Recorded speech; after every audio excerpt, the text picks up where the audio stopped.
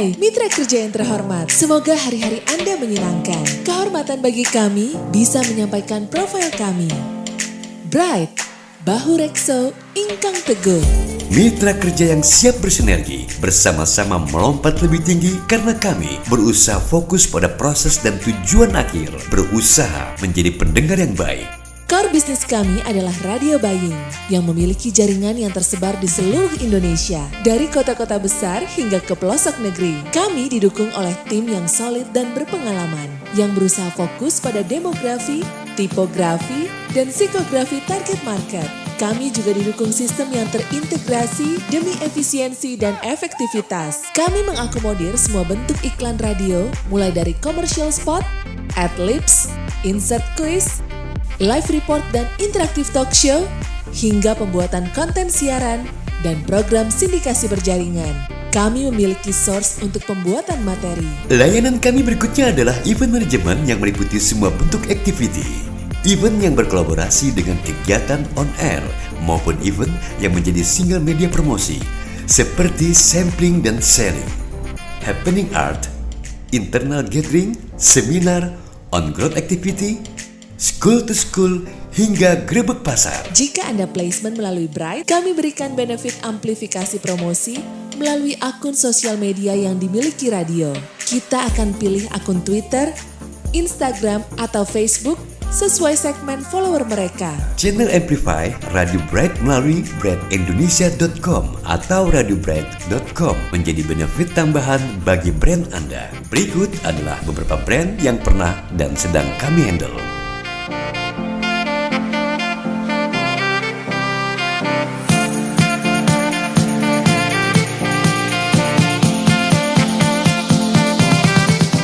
Mohon maaf apabila brand Anda belum kami masukkan dalam profil kami. Jadi, mari berkolaborasi. Tim kami akan menjadi sahabat dalam bekerja. Salam Bright!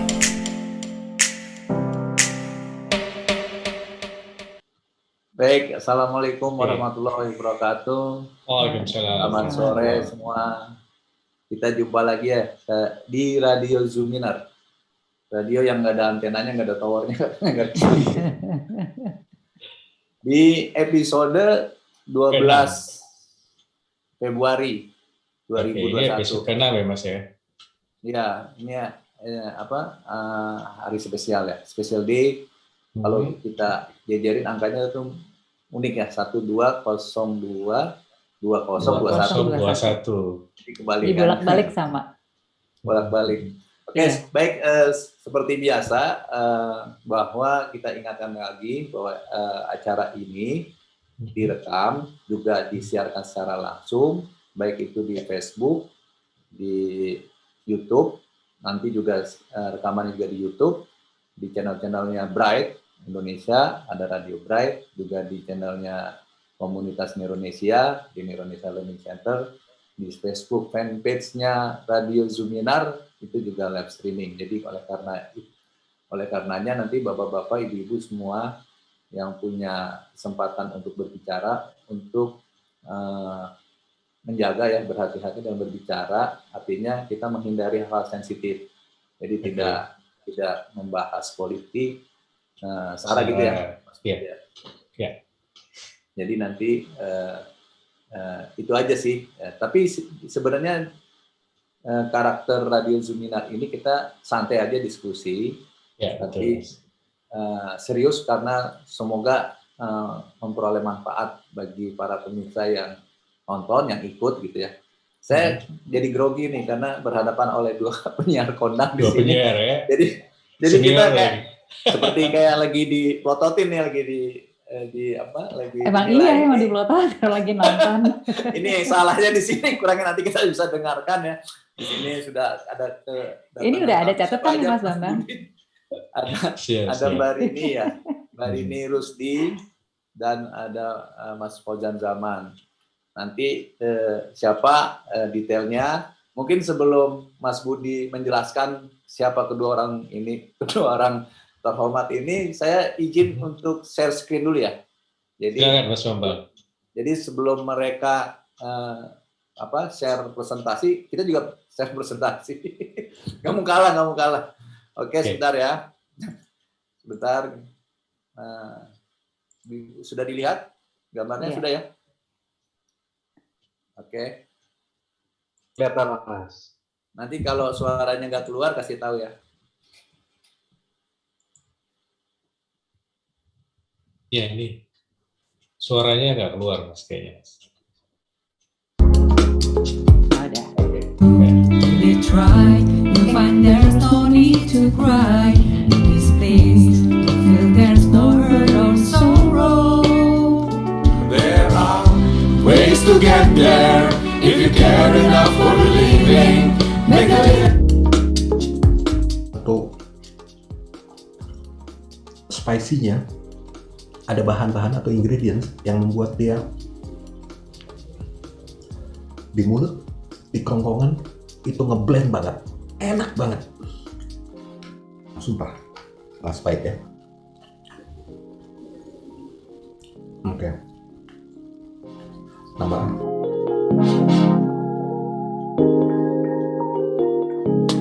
Jadi mungkin teman-teman biar tahu.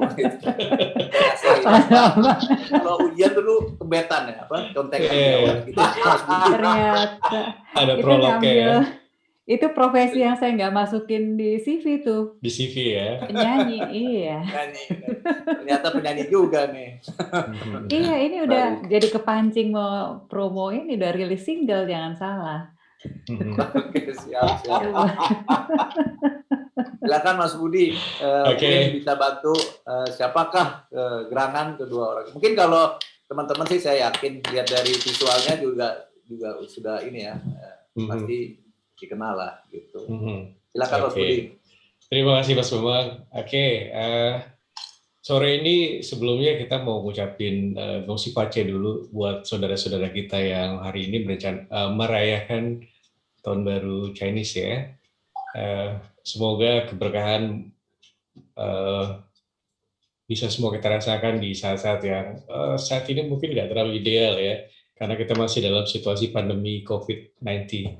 Oke, saya juga doakan mudah-mudahan kita semua dalam keadaan sehat, bisa beraktivitas.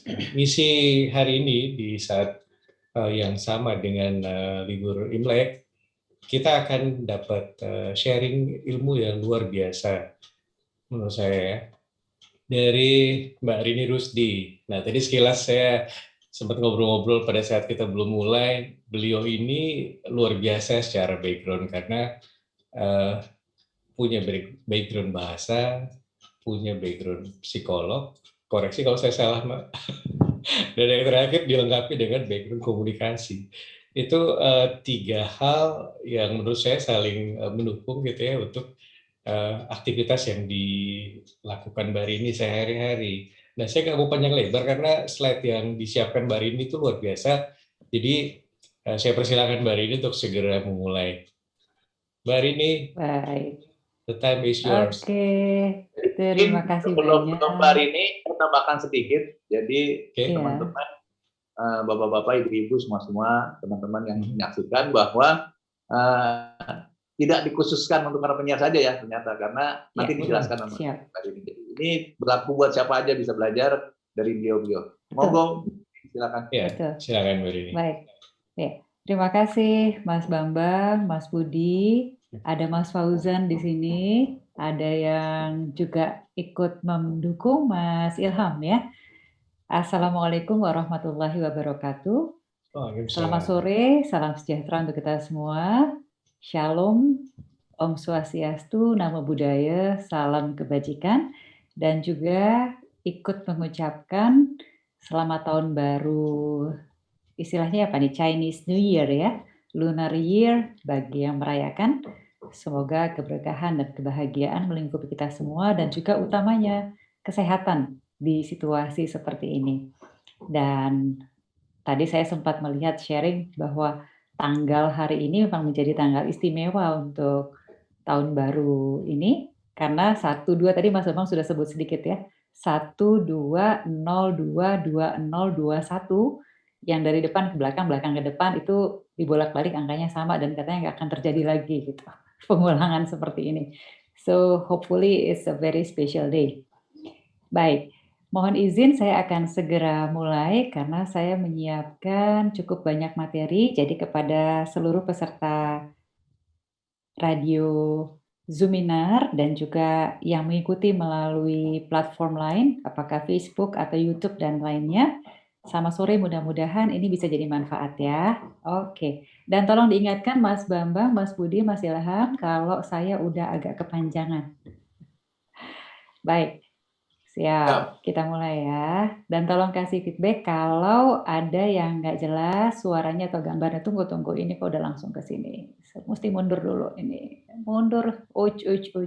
Nah, kan udah mulai bingung nih. Sebentar. Di-close dulu. Iya, di-close dulu ya.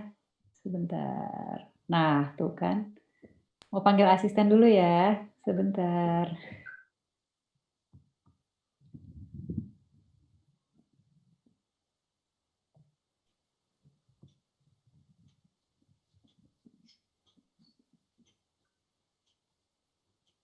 Jadi menarik sebenarnya seperti topiknya what are skills. Mereka telah minta supaya kita semua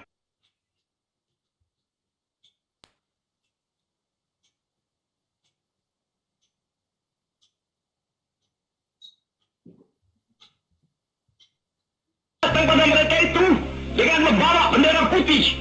Tanda bahwa kita menyerah kepada mereka. Saudara-saudara, di dalam pertempuran yang lampau,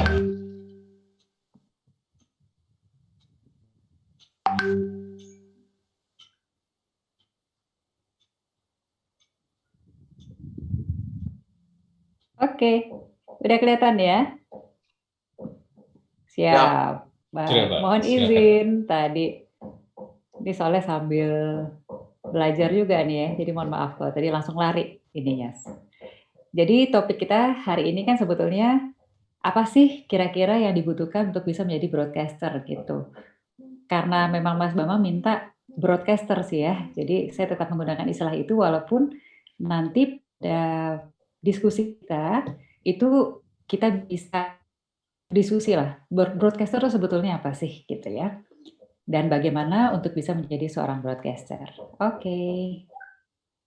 Langsung ya, ini tadi sudah diperkenalkan sebetulnya kalau sedikit dan kalau saya jelaskan lagi sedikit mengenai diri saya, ya mohon izin yang tadi sudah disampaikan oleh Mas Budi. Jadi pendidikan saya memang ini jarang-jarang saya masukin yang di 3 bahasa. Tapi sengaja saya masukkan karena memang saya punya tujuan mengapa saya masukkan itu. Jadi saya ambil 3 bahasa, kemudian S1-nya psikologi, S2 komunikasi. Tadi Mas Budi secara singkat sudah mengatakan bahwa itu relate satu dengan yang lainnya dan saling menguatkan. Apakah dalam posisi saya sebagai pengajar, apakah dalam posisi saya sebagai penyiar, apakah dalam posisi saya sebagai psikolog atau asesor. Nah, kalau yang ASN itu hal lain. Dan itu malah belakangan jadi ASN-nya. Nah, jadi itu betul-betul saling menguatkan dan saya merasa sangat diuntungkan. Jadi artinya untuk bisa menjadi seorang broadcaster itu memang butuh, kalau menurut pengalaman saya pribadi ya, betul-betul membutuhkan banyak hal. Baik pengetahuan, keterampilan, dan juga pengalaman atau jam terbang. Nanti saya yakin Mas Fauzan bisa menguatkan ya. Oke, saya lanjut ya. Nah, ini sedikit saja. Saya mau sampaikan bahwa kalau kita mau, nah tadi kayak saya awkward dengan ini ya, dengan teknologi, itu kan pasti orang langsung, aduh ini gimana sih persiapannya, gitu. Sangat boleh jadi orang akan mempersepsi demikian. Kenapa? Karena itu merupakan bagian dari, yang kalau saya boleh kutip teorinya Michael Solomon, atau kalau kita ingat dulu ada iklan Axe gitu ya. Iklan Axe itu adalah, gimana Mas Bambang masih ingat nggak dulu iklan Axe? Wah, lupa. Apa yang ya? pertama tuh Pasti menggoda, terus selanjutnya terserah Anda, Ya. gitu ya. Nah, kesan pertama Ya, begitu selanjutnya menggoda, terserah selanjutnya Anda. terserah Anda. Nah, inilah Selanjutnya kesan terserah pertama. Anda. Jadi kalau Michael Solomon bilang dia Tambahannya Mbak, kenapa? ada tambahannya Mbak ini. Ada tambahannya Mbak Apa ini. tuh? Jadi selanjutnya terserah Anda itu ada tambahannya. Tambahannya adalah isi di luar tanggung jawab. Nggak mau tanggung jawab ya. Jadi Om Michael Solomon mengatakan ada teorinya supaya gampang, jadi saya bikin gambar tuh 7-Eleven ya, supaya melekat teorinya 7-Eleven bahwa dalam waktu 7 detik pertama orang sudah mengambil 11 keputusan mengenai kita yang belum tentu benar. Kenapa? Karena berdasarkan persepsi. Nah itu 11-nya dibaca aja ya, karena banyak. Nanti Mas Bambang, Mas Budi, kalau mau di-share boleh, karena ini milik bersama, saya juga ngambil dari pengetahuan umum ya. Oke, kita lanjut, jadi kita jaga betul gitu pertemuan di detik-detik pertama. Oke, kita lanjut. Itu adalah hal-hal yang akan menunjukkan kredibilitas kita dan bagaimana kita bisa membangun raport atau hubungan. Nah, sekarang gimana caranya supaya kita bisa membuat kesan pertama yang begitu menggoda, selanjutnya terserah Anda, namun isi di luar tanggungan ya, mengutip tadi Mas Bambang. Itu kita harus membuat perencanaan sebetulnya. Jadi gimana sih nanti kita openingnya, kayak tadi saya ngomong salam begini-begini, itu sebetulnya sudah masuk dalam perencanaan. Walaupun karena saya sudah sering melakukan, itu jadi seperti tidak direncanakan. Kalau pakai teorinya Mas Bambang, itu udah ada pathway-nya ya Mas Bambang ya. Gitu. Jadi dia udah kayak otomatis karena sering dilakukan, tapi sebetulnya itu merupakan bagian dari perencanaan. Jadi bukannya tidak disengaja. Itu adalah suatu hal yang kita sengaja. Jadi ada plan. Kemudian dress. Ini saya berpakaian seperti ini sebetulnya ada loh. Dia sebetulnya kalau dibuka nih kerudungnya, ini kerudung Cina ini. Chinese, ada kaitannya dengan Chinese New Year. Jadi ini adalah sebuah kesengajaan. Saya mengenakan pakaian seperti ini, nuansanya nuansa Chinese New Year. Gitu.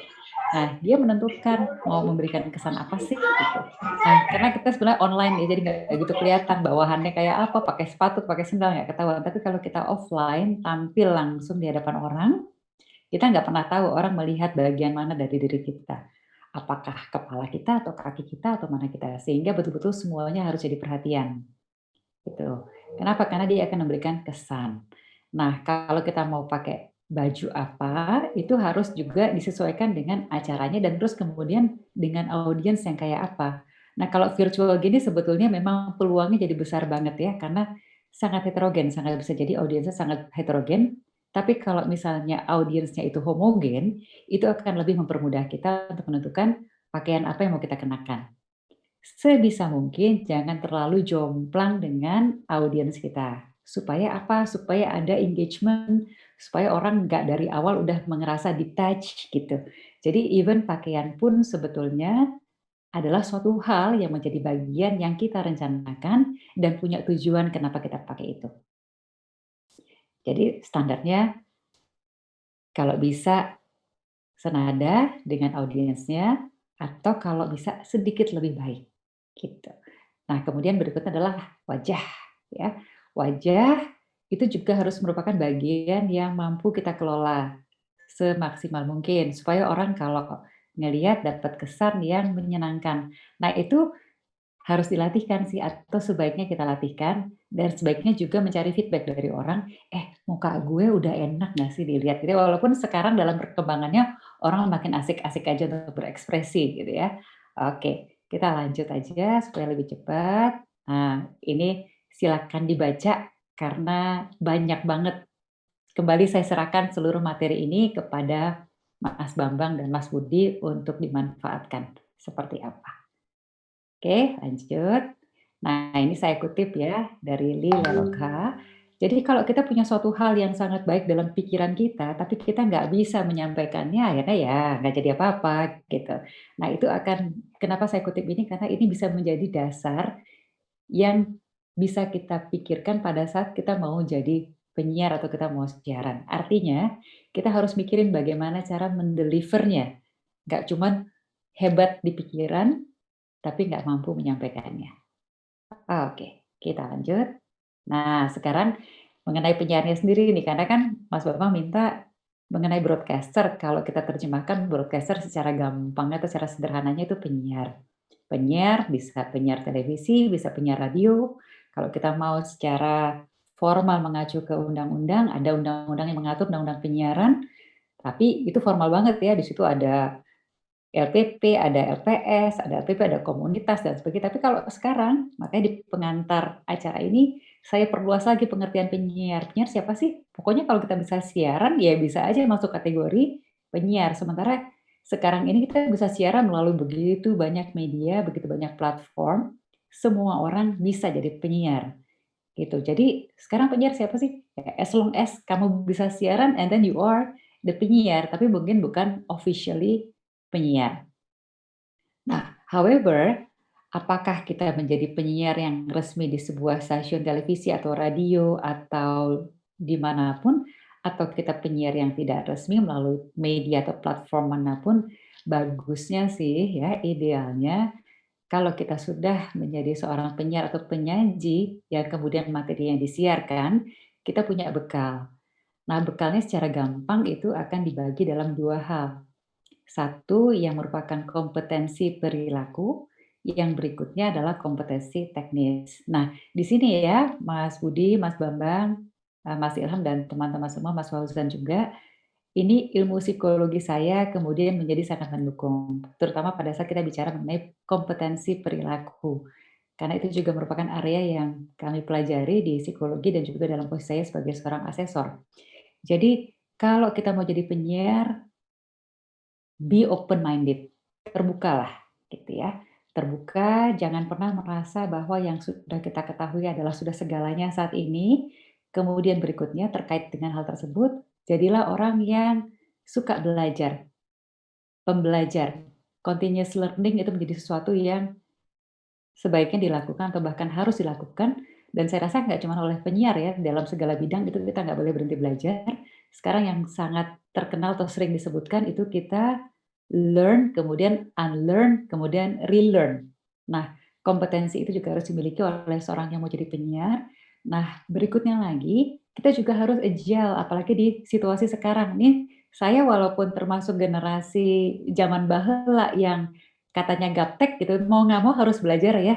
Sekarang kan di mana-mana ada webinar, zoominar, dan sebagainya menggunakan teknologi.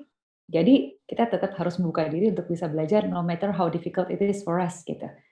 Susah bukan berarti nggak bisa. Kembali tanya Mas Bambang yang belajar mengenai otak, bisa ya Mas Bambang ya kita bikin koneksi-koneksi baru gitu. Kita bikin pathway-pathway baru gitu. Tetap bisa. Tapi memang butuh pengulangan dan juga kemauan yang kuat. Nah, selain kita agile, nah kemudian kita juga harus menjadi manusia yang humble. Seperti yang saya katakan di awal, jangan pernah kita merasa bahwa, wah saya sudah oke, saya sudah tahu semuanya. Karena percayalah, semakin kita berusaha menyelami sebuah pengetahuan, semakin kita tahu bahwa pengetahuan yang kita punya itu baru sedikit sekali. Yang kita ketahui sedikit dibandingkan yang kita nggak ketahui. Gitu. Jadi jangan kemudian jumawa, jangan kemudian sombong, karena itu akan lebih mudah menjatuhkan kita sebagai seorang penyiar atau dalam profesi apapun juga. Oke, nah berikutnya, kalau penyiar itu kan sebenarnya kita memproduksi sesuatu, memproduksi kata. Nanti Mas Fauzan pasti jauh lebih tahu dari saya karena beliau punya pengalaman sebagai penyiar radio dan juga penyiar televisi. Nah, tapi sebetulnya sebelum kita memproduce sesuatu, kita harus mengabsorb dulu sesuatu. Jadi, seorang pembicara yang baik adalah diawali sebagai pendengar yang baik. Good speaker started by being good listener.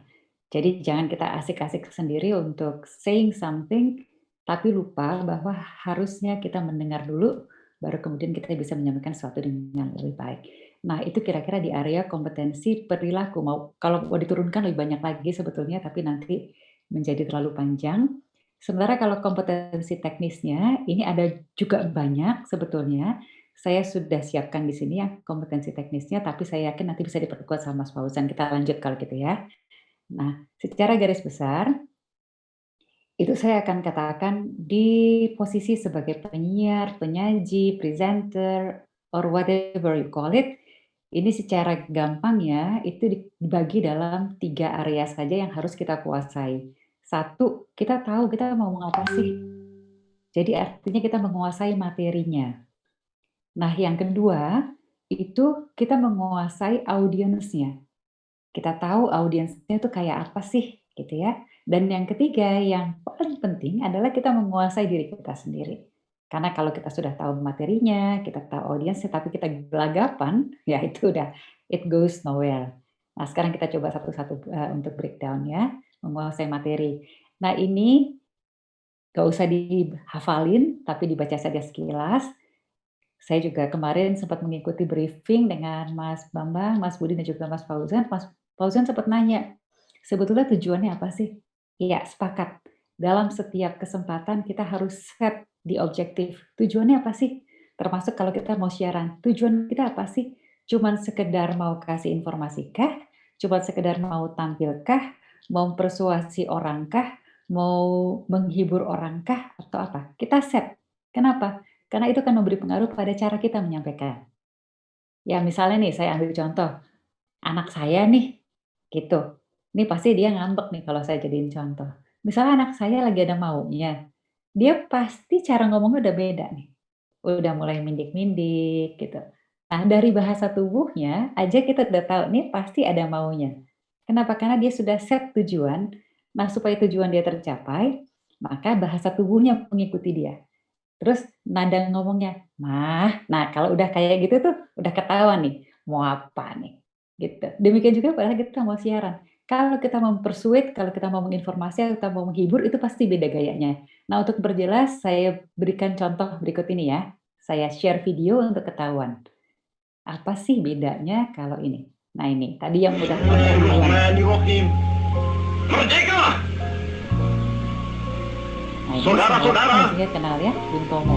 rakyat jelata di seluruh Indonesia, Oke. terutama Ya, saudara-saudara cukup penduduk ya. kota Surabaya. Mudah-mudahan cukup ketangkep. Nah, ini ditahan dulu, ini kita belum tampilkan. Ah ya, sekarang ini adalah Kami, perhatikan bedanya. bangsa Indonesia, dengan ini menyatakan kemerdekaan Indonesia. Hal-hal yang mengenai pemindahan kekuasaan Oke, udah beda. Nah, ini yang ketiga. Perhatikan perbedaannya. Nah,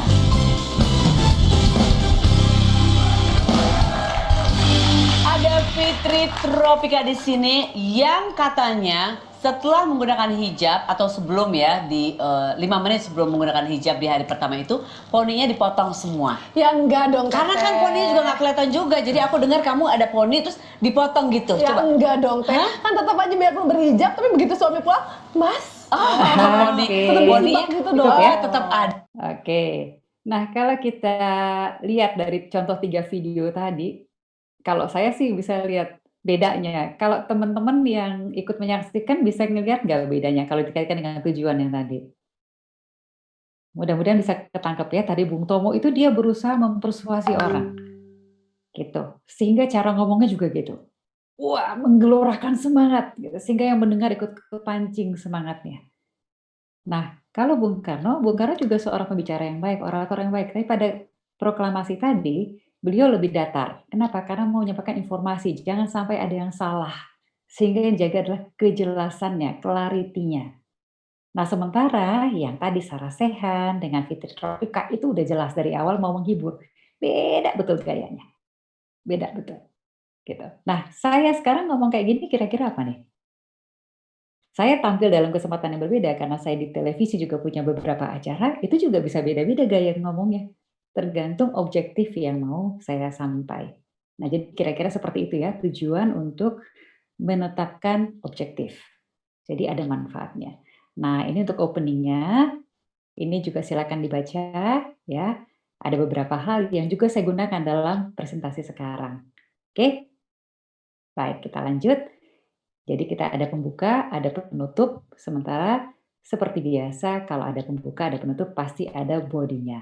Ya, ini juga silakan dipelajari saja karena kalau dibahas sekarang itu jadi kepanjangan, nanti kita bahas pada saat diskusi saja. Oke, lanjut.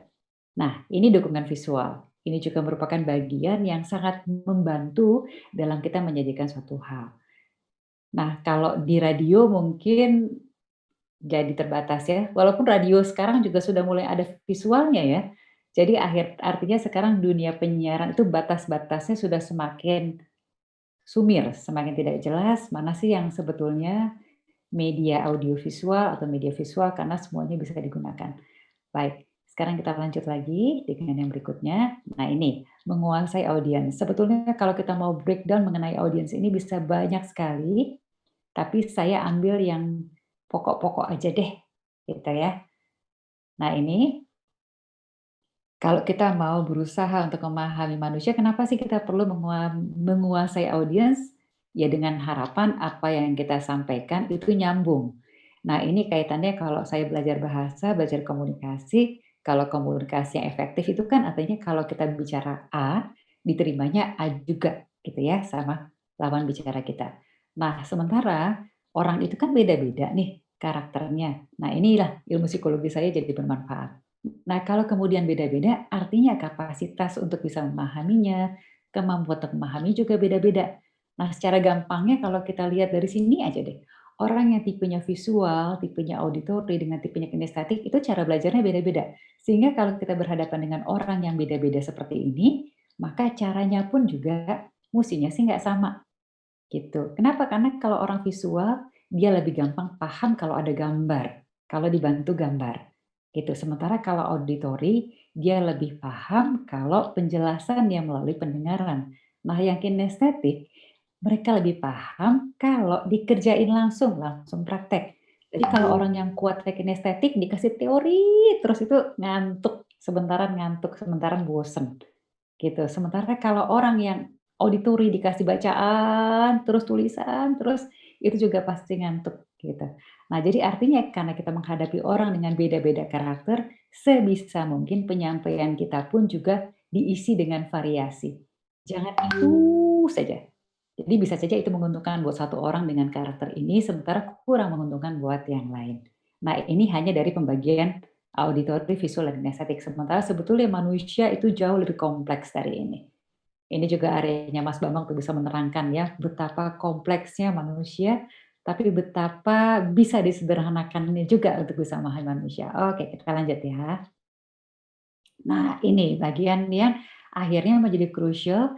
Kenapa? Karena pada saat kita sudah menguasai materi, kita menguasai audiens, tapi kalau kitanya sendiri sebagai penyaji atau penyiar yang mengalami masalah, ya selesai gitu. Nah, sekarang apa sih yang bisa kita lakukan di area menguasai diri? Nah, kembali ini saya mengutip ya, gitu. Kita harus bisa nih memotivasi diri kita sendiri. Mulainya dari mana? Mulai dari pikiran. Berpikirnya yang asik-asik aja deh, yang enak-enak aja deh, gitu ya. Ambil contoh misalnya lagi pandemi gitu, lagi pandemi ini begitu banyak berita berseliweran, tapi kita harus jaga kesehatan, harus jaga imunitas, caranya gimana? Positive thinking. Nah demikian juga kalau kita misalnya mau siaran, walaupun katakanlah baru pertama kali siaran, masih nggak yakin siapa yang nonton, nanti orang suka atau enggak. Nah, jangan biarkan pikiran-pikiran negatif itu mengganggu. Boleh aja, tapi jangan dia yang menguasai. Ya, kita yang harus mampu mengelola itu dan mengendalikan itu. Coba untuk tetap positif karena itu akan membantu. Kembali ini areanya Mas Bambang, kalau kita punya perasaan gini, hormon apa yang muncul, kemudian dampaknya apa gitu ya. Apakah kortisol, apakah dopamin, apakah endorfin, wah itu banyak tuh. Teorinya banyak lagi untuk menerangkan hal tersebut ya. Tapi yang jelas coba deh untuk berpikir positif dan dikaitkan dengan slide yang pertama tadi bahwa kalau persiapan kita sudah cukup baik, mudah-mudahan ya, don't worry, be happy. Cemas boleh, tapi harus bisa dikelola dengan baik. Oke, kita lanjut ya. Ya. Nah, caranya gimana? Kita bayangkan gitu, nanti pada saat kita mau tampil tuh bakal seperti apa. Tapi bayanginnya bukan bayangin yang menyeramkan, justru bayangkan yang menyenangkan. Sehingga memberi dampak yang juga menyenangkan buat diri kita. Nah, kitanya sudah oke, kitanya sudah enak, kitanya sudah asik, mudah-mudahan yang nonton kita juga merasakan, karena itu bisa kok ditularkan. Ya, kita bikin theater of mind dan jangan lupa kita juga harus bisa ulang-ulang ya. Dan kalau misalnya udah berasa gimana-gimana, boleh kok minta bantuan, minta backup.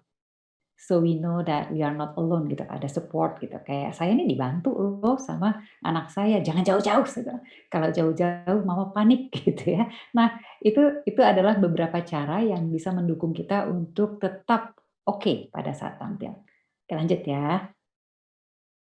Nah, ini kemudian pada saat tampil juga, ini juga salah satu teori yang saya suka sekali dan saya suka kutip di mana-mana, bahwa pada saat kita tampil, Nah, mungkin kalau misalnya hanya audio itu beda ya, tapi tetap ini memberi pengaruh.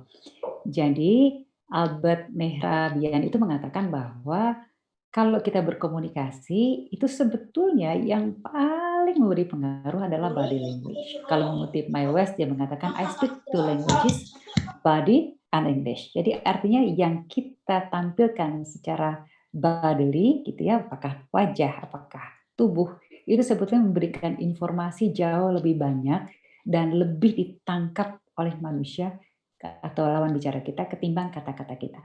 Di sini dikatakan bahwa yang warnanya biru itu adalah bahasa tubuh kita, sementara yang warnanya di situ dilihat sebagai kuning atau mungkin orange itu adalah suara kita, nada kita, dan yang paling sedikit kata-katanya itu ternyata hanya 7%. Ya, saya ambil contoh gini. Kalau saya bilang gini ya, perhatiin semuanya ya, the whole thing dari diri saya. Cara saya mengekspresikan, cara saya menyampaikan. Perhatikan baik-baik. Kalau saya ngomong gini, saya nih sebetulnya orang yang sangat sopan, saya tahu aturan, saya nggak sombong gitu. Saya nggak pernah tuh karena saya diajarin sama orang tua saya untuk nggak sombong. Nah, kalau saya menyampaikan dengan cara kayak gitu, kira-kira orang yang saya ajak bicara akan mempercayai kata-kata saya nggak? Kalau saya katakan, saya nggak sombong, nggak pernah sih jadi orang sombong. Rasanya sih kalau saya menyampaikan dengan cara demikian, itu nggak akan ada orang percaya. Kenapa? Dari cara saya ngomong aja. Kenapa Mas Bambang? Ya orang yang nggak sombong nggak ngomong, saya nggak sombong gitu. Nah itu dia kan. Jadi dan juga dari cara kita bicara, dari ekspresi wajah saya udah nyebelin, ngeselin. Apa sih nih orang gitu ya? Ngaku-ngaku nggak sombong, coba lihat mukanya. Atau kadang kita ketemu sama orang terus, enggak, gue nggak mau kerja sama dia. Kenapa? Nggak tahu, pokoknya gue nggak suka aja. Nggak suka dari mananya ya? Jangan-jangan tanpa sadar orang itu sudah menyampaikan informasi melalui bodinya, melalui tone-nya atau nadanya, sehingga orang lain udah nggak suka aja. Dan itu ternyata jauh lebih besar memberi pengaruh. So be careful ya. Be careful with this. Gitu. Dengan bahasa tubuh kita, dengan ada suara kita, kata tentu iya juga. Tadi Mas Bambang sudah mengingatkan bahwa kita nih siaran didengar oleh banyak orang ya, melalui banyak jalur ya. Hati-hati loh. Orang itu punya kapasitas yang beda-beda dan juga kemampuan persepsi yang beda-beda, sehingga jaga betul.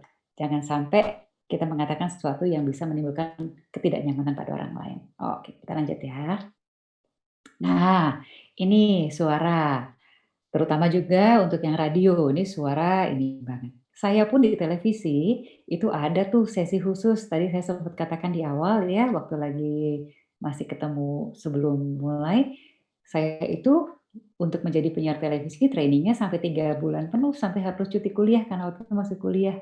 Kenapa? Karena banyak hal yang harus dipelajari dan dikuasai, nggak cuma sekedar dipelajari, termasuk salah satunya adalah suara. Ini suara yang saya pakai sekarang ini adalah suara yang sudah saya latih sekian lama. Jadi nggak begini ujuk-ujuk, gitu. Jadi saya latih. Tapi saya perhatikan dengan perkembangan keadaan yang ada, ini orang menjadi kurang terlalu memperhatikan kualitas suara. Sebetulnya kita sebaiknya perhatikan atau harus yang perhatikan apalagi kalau betul-betul mau jadi penyiar. Kenapa? Karena kembali ya, kalau pakai teori yang sebelumnya, suara itu beri pengaruh loh. Bisa menimbulkan rasa bagaimana. Dan juga ada juga suara yang nyakitin ke kuping. Tajam gitu. Jadi itu sebenarnya bisa diolah. Nah, karena kebetulan saya juga nyanyi gitu ya, itu juga another thing yang mendukung keseharian saya menjadi lebih terlatih untuk mengolah suara. Nah, suara yang saya pakai inilah suara mikrofon. Dan biasanya bisa memproduce suara mikrofon itu atau O voice, itu kalau saya turunkan satu nada. Jadi kalau untuk teman-teman di sini yang suka musik, punya alat musik, suka nyanyi, kalau ngomong itu nada dasarnya di apa? Nah, turunin satu nada. Jadi kalau misalnya do, re, mi, fa, sol, la, si, do, si, la, sol, fa, mi, re, do. Turunin satu. Do, re, mi. Terus cari yang paling rendah, di mana kita masih tetap bisa memproduksi suara. Nah, suara yang paling rendah itulah sebetulnya yang paling nyaman, jadi empuk di telinga pendengar. Dan sebetulnya juga, kalau kita ngambil nada yang di bawah, itu akan melatih kita untuk menjaga emosi supaya nggak cepat naik. Nah, kembali nih Mas Bambang bisa menerangkan dari area otak gitu ya. Orang kalau emosional dia memproduksi hormon banyak sehingga kemampuan berpikir logisnya bisa terpengaruh atau terganggu. Nah, bagaimana untuk menjaga supaya emosi itu terjaga? Salah satunya dengan menggunakan suara di nada rendah. Kenapa? Kalau kita perhatikan orang kalau emosional misalnya gini, enggak, gue nggak marah, gue nggak sebel. Lah terus kok ngomongnya gitu? Emang begini gue kalau ngomong. Itu orang akan bilang, ya kalau udah gitu ngomongnya itu mah marah kali. Ya enggak sih? Hanya dari nadanya, enggak kok, biasa aja. Ya enggak kali gitu ya. Jadi kalau kita sudah makin naikin, kalau kita diskusi, misalnya tadinya duduk, mulai berdiri, terus, wah itu artinya kita sudah emosional. Suaranya makin tinggi. Jadi kita bisa mendetek salah satu indikator orang emosional pada saat nada suaranya makin tinggi. Nah, kalau kita sudah start dengan nada yang di bawah sekali, maka kemungkinan dia naiknya kan jadi semakin kecil gitu. Jadi kita bisa kendalikan dengan lebih baik. Jadi actually mengelola suara itu manfaatnya banyak sekali. Nggak cuma sekedar untuk kepentingan suara itu sendiri, tapi juga untuk kepentingan kita sebagai si orang yang produksi suara, juga untuk kepentingan orang yang mendengarkan suara kita. Oke, kita lanjut ya. Nah, ini kecemasan. Ini juga sering menjadi pertanyaan atau bahan diskusi, tapi saya cemas soalnya saya belum punya pengalaman, ya itu wajar. Dan justru normal kalau kita cemas. Tinggal bagaimana kita kelola, ya. Dan yang penting jangan ditampilkan kecemasannya. Kalau kecemasan itu kelihatan, itu akan sangat mengganggu penampilan kita. Apakah sebagai penyiar, penyaji, atau apapun. Jadi dikelola. Nah, biasanya kelihatan tuh, dia kemudian megang-megang apa, ketak-ketuk, atau segala macam. Nah, kembali dalam posisi sebagai psikolog atau asesor, kami dilatih untuk memperhatikan namanya bahasa tubuh tadi. Sehingga kita tahu, oh, orang ini nervous, orang ini cemas, orang ini apa, gitu. Nah, penonton itu juga memperhatikan hal tersebut. Jadi kita sebagai penyaji, sebagai penyiar, perhatiin ya, cemas nggak apa-apa, it's normal, it's okay untuk cemas. Tapi gimana ngelolanya? Nah, gimana cara ngelolanya itu ya, kita coba untuk lihat gimana sih gitu. Oke, nih kalau bisa pada saat kita mau siaran, kita udah tahu dulu nih awalnya mau ngomong apa. Kira-kira kita di pembuka, Assalamualaikum, selamat sore, salam sejahtera, Shalom, Om Swastiastu, Namo Buddhaya, salam kebajikan, kemudian Happy New Year, Chinese New Year. Nah itu kira-kira sebetulnya saya sudah siapkan, nggak sampai dihafalin amat sih, tapi saya tahu poin-poinnya apa. Gitu. Kemudian siapkan catatan. Saya sempat tanya sama Mas Bambang, Mas nggak usah pakai slides ya, pakai aja Mbak, karena itu untuk bantu. Betul banget. Karena itu jadi catatan, sebetulnya buat saya juga, dengan adanya slide ini, kan saya punya kepean, punya contekan. Gitu, dan juga ngebantu yang menyaksikan. Oke, dan kemudian rehearse. Rehearse yang namanya latihan, please deh. Harus diulang lagi, sampai kita merasa nyaman. Jadi bukan kita gelagapan. Tadi aja yang soal saya tampil untuk share screen itu karena belum sempat di-rehearse dengan maksimal sehingga itu terjadi. Dan itu harusnya tidak terjadi. Nah, kemudian sampai atau siap lebih awal, tadi jam berapa ya?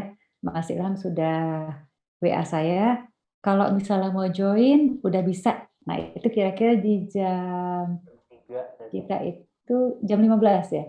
15.15 tadi ya? Kurang lebih. Sekitar jam segitu. Ini artinya kita sudah datang lebih awal, terus kemudian cek ini, cek itu. Tadi sempat juga cek slide, tapi ternyata masih ada yang belum maksimal. Apalagi kalau kita nggak siap lebih awal.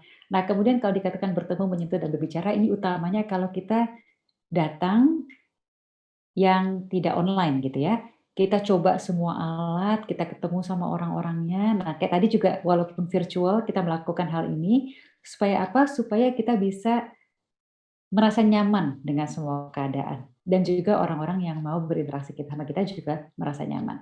Nah, kemudian yang lebih teknis, kalau juga masih merasa cemas, bisa tarik nafas. Tapi kalau sudah siaran, jangan terlalu kelihatan ya tarik nafasnya. Lakukan itu secara smooth.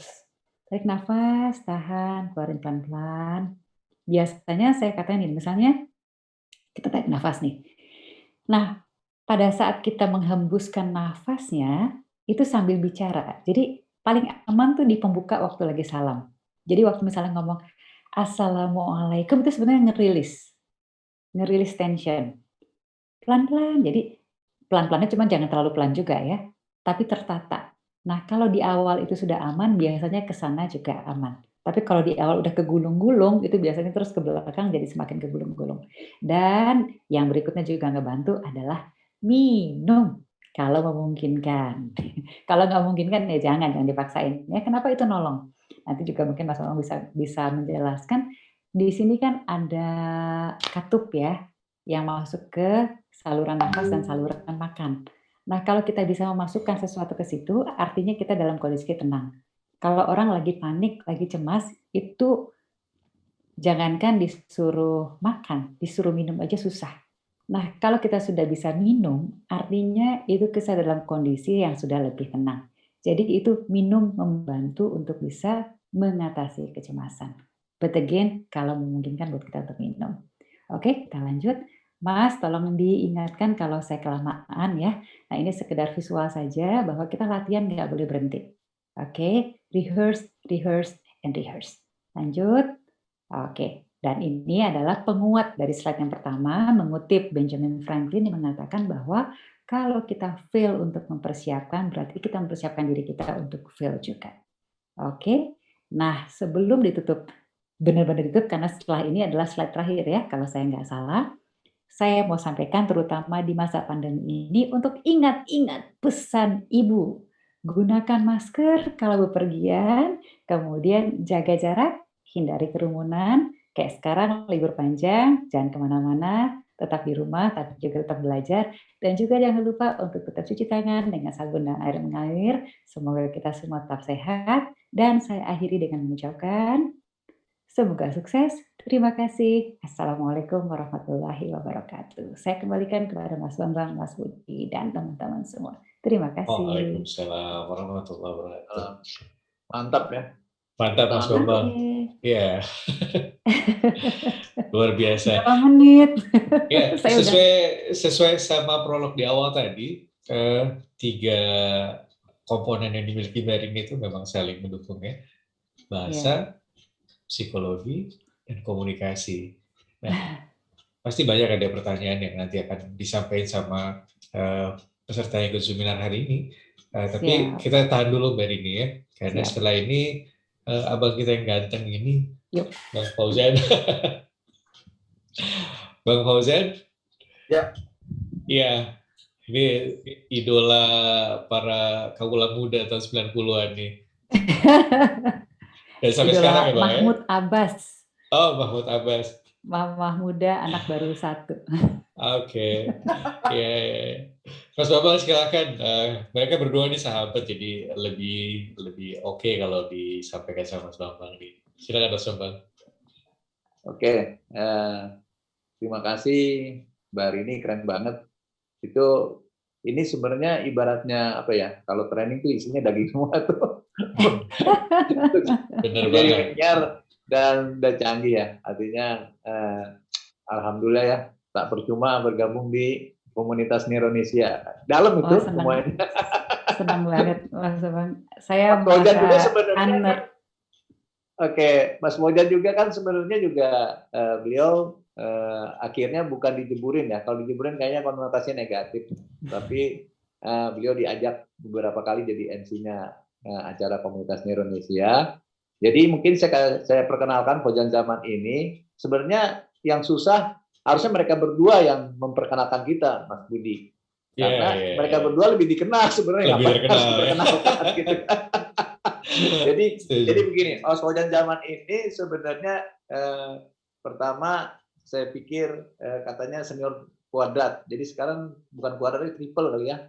Ternyata beliau satu SMA sama saya. Terus pernah di Prambors sama-sama. Sebenarnya satu lagi, ternyata sama-sama bendera Yellow Jacket ya, sama kayak Mbak Rini ya. Kemarin masih pakai mobil Oh iya, betul. Sekarang sudah 70 berapa? Di Natalis ya? 71? Iya, 71. Nah, tadi saya coba buka linknya. Kalau Mbak Rini kan ada di slide-nya ya. Kalau Mas Fauzan nanti mungkin beliau saja yang menceritakan, tapi kira-kira semua orang juga ada kenal. Artinya dalam kapasitasnya di sini dengan topik hari ini what are skills we need to be a broadcaster itu lengkap sebenarnya. Selain di bar ini ada di Mas Fauzan juga, apalagi male and female. Tadinya mau female dan female, dari male and female jadi lebih melengkapi. Dan Mas Fauzan ini karena juga pernah jadi penyiar radio juga di Prambors gitu ya, di TV yang saya tahu sih penyiar TV One. Saya suka protes, dia sukanya bola tapi kenapa jadi penyiar tinju gitu.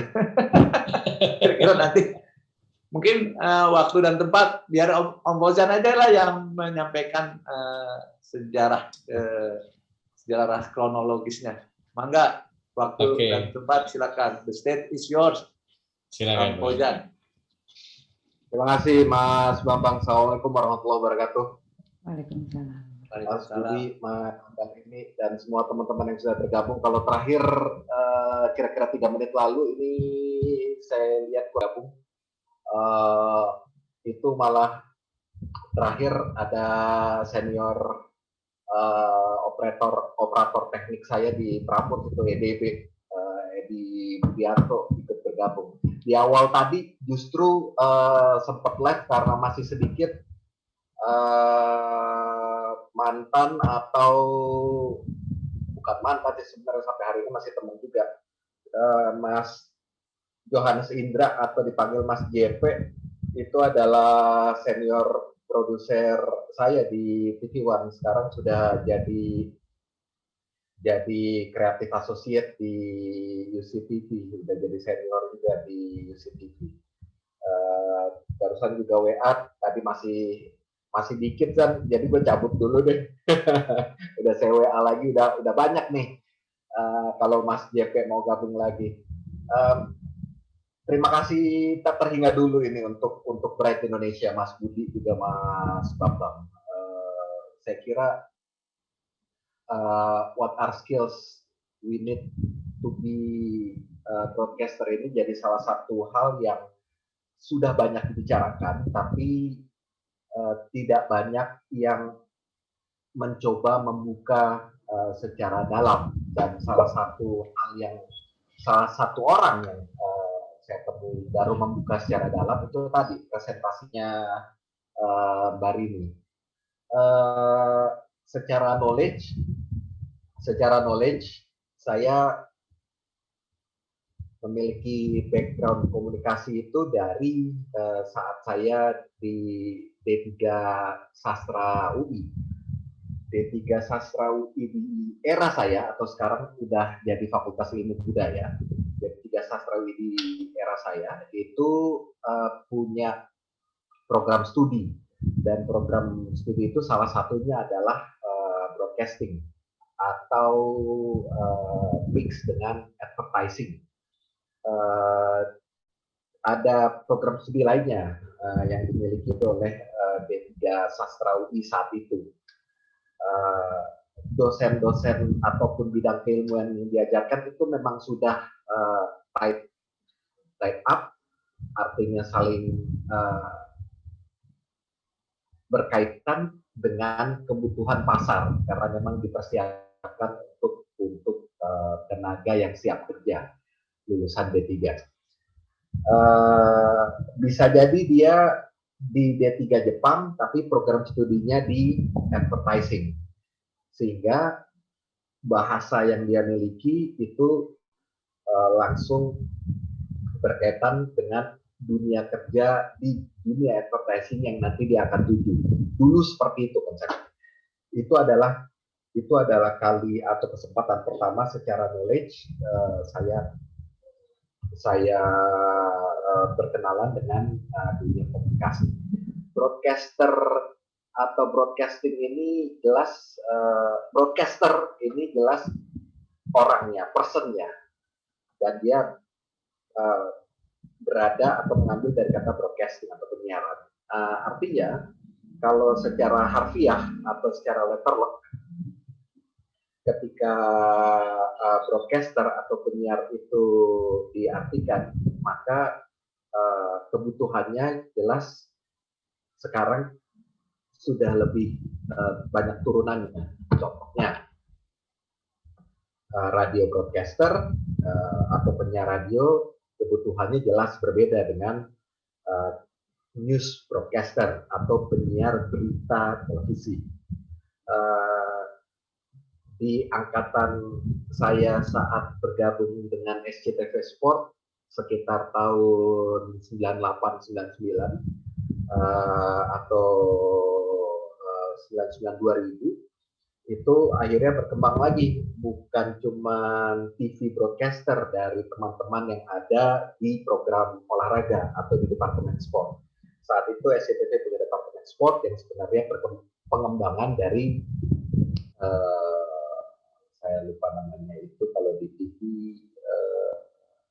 yang berhubungan dengan lifestyle. Jadi bukan news departemen. Akhirnya muncullah istilah sport broadcaster, atau teman-teman itu menyebutnya dengan istilah lebih catchy, itu adalah sportcaster, yang singkatan dari sport broadcaster, artinya penyiar acara atau program olahraga televisi. Dan istilah sportcaster ini kalau diklik di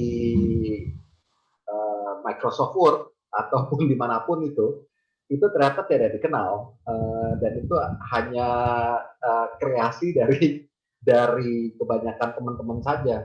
Sport broadcaster di-shorten, dipersingkat menjadi sportcaster. Di luar negeri itu lebih dikenal dengan istilah, kalau penyiar program olahraga itu dikenal dengan nama TV pundit. TV pundit itu adalah mereka yang menjadi host ataupun penyiar untuk program-program olahraga, disebutnya TV pundit. Balik lagi, apa yang sudah disampaikan oleh Mbak Rini tadi sudah merangkum 90%. Saya katakan 90%.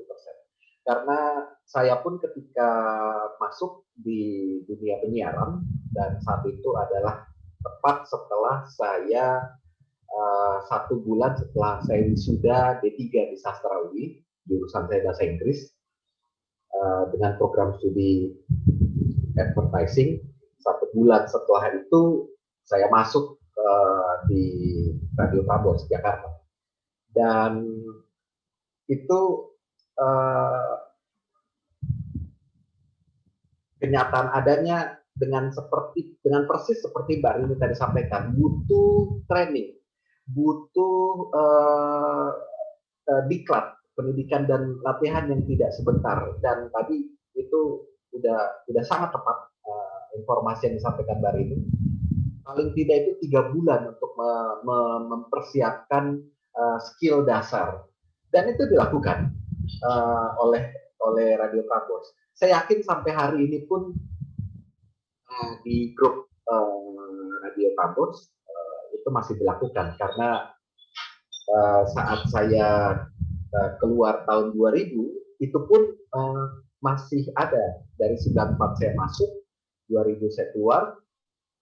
Tahun 2000 itu training untuk penyiar baru atau calon penyiar itu masih dilakukan, dan durasinya dengan yang sama, dan momentumnya itu juga tetap dengan yang sama. Momentum yang dimaksud adalah pengajar untuk angkatan yang baru masuk itu adalah para senior yang 2 tahun sebelumnya, sehingga kalau saya masuk tahun misalnya 2021, maka saya diajar oleh senior-senior penyiar saya sebagai trainer.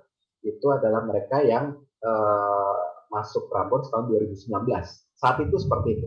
Saya yakin sekarang masih tetap dengan pola yang sama. Kenapa? Karena memang efektivitas dari pola pembelajaran atau pelatihan dan pembinaan itu yang sangat efektif. Ada 2 hal di sini ya.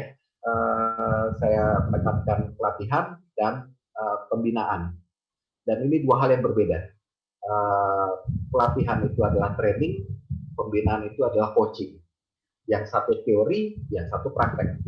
Antara training dan coaching, ketika dia tidak dikombin, maka atau tidak digabungkan, maka dia tidak akan menghasilkan hasil yang cukup maksimal. Orang yang kenyang dengan teori, tapi ketika dia tidak matang atau tidak memiliki pembinaan dalam coachingnya, atau saat coachingnya dia tidak maksimal, itu dapat dipastikan tidak akan memiliki hasil yang baik.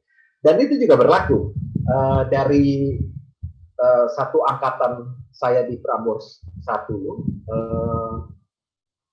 ada 6 orang. Saya itu masuk dalam, mungkin masih kenal dengan Ferdi Hasan. Saya satu angkatan training bareng dengan Ferdi Hasan. Dari 6 orang bersama Ferdi, yang lolos untuk masuk ke 3 bulan pertama masa percobaan itu 4 orang.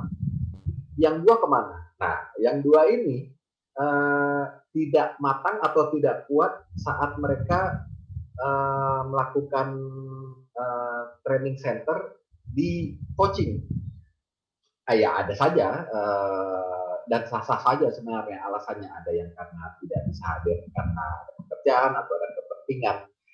Tapi ketika mereka ketinggalan di coaching, sementara trainingnya atau pelatihannya mereka kuat dari sisi teori segala macam, itu hasilnya ya itu tadi berbanding lurus, dari 6 jadi 4 orang.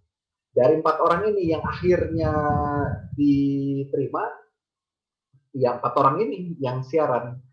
Tapi akhirnya satu cewek waktu itu Dona, setelah 3 bulan masa percobaan itu tidak dilanjutkan kontraknya. Sehingga angkatan saya itu hanya ada 3. Saya, Ferdi, dan satu lagi itu adalah saya lupa kan namanya, mungkin Mas EDB atau Edi bisa bantu saya. Itu jadi manajer akuisisi di international level di Universal.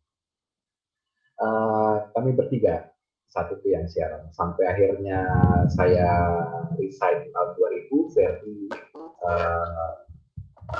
sebelum tahun 99 itu sudah mulai di radio female satu grup. Lanjut ke pengalaman berikutnya, tahun 98 atau 3 tahun sebelum saya resign dari Prambors, opportunity itu datang dari Session TV. Dan prosesnya masih tetap sama. Yang dimaksud adalah mereka melakukan penyaringan yang cukup ketat. Saat itu adalah SCTV Sport yang menawarkan kepada saya tahun 98. Memang saat itu program yang baru ada karena memang marketnya sangat luar biasa adalah program Liga Inggris tahun 98. Dan saya masuk itu menggantikan senior saya juga saat itu yang hijrah ke RCTI.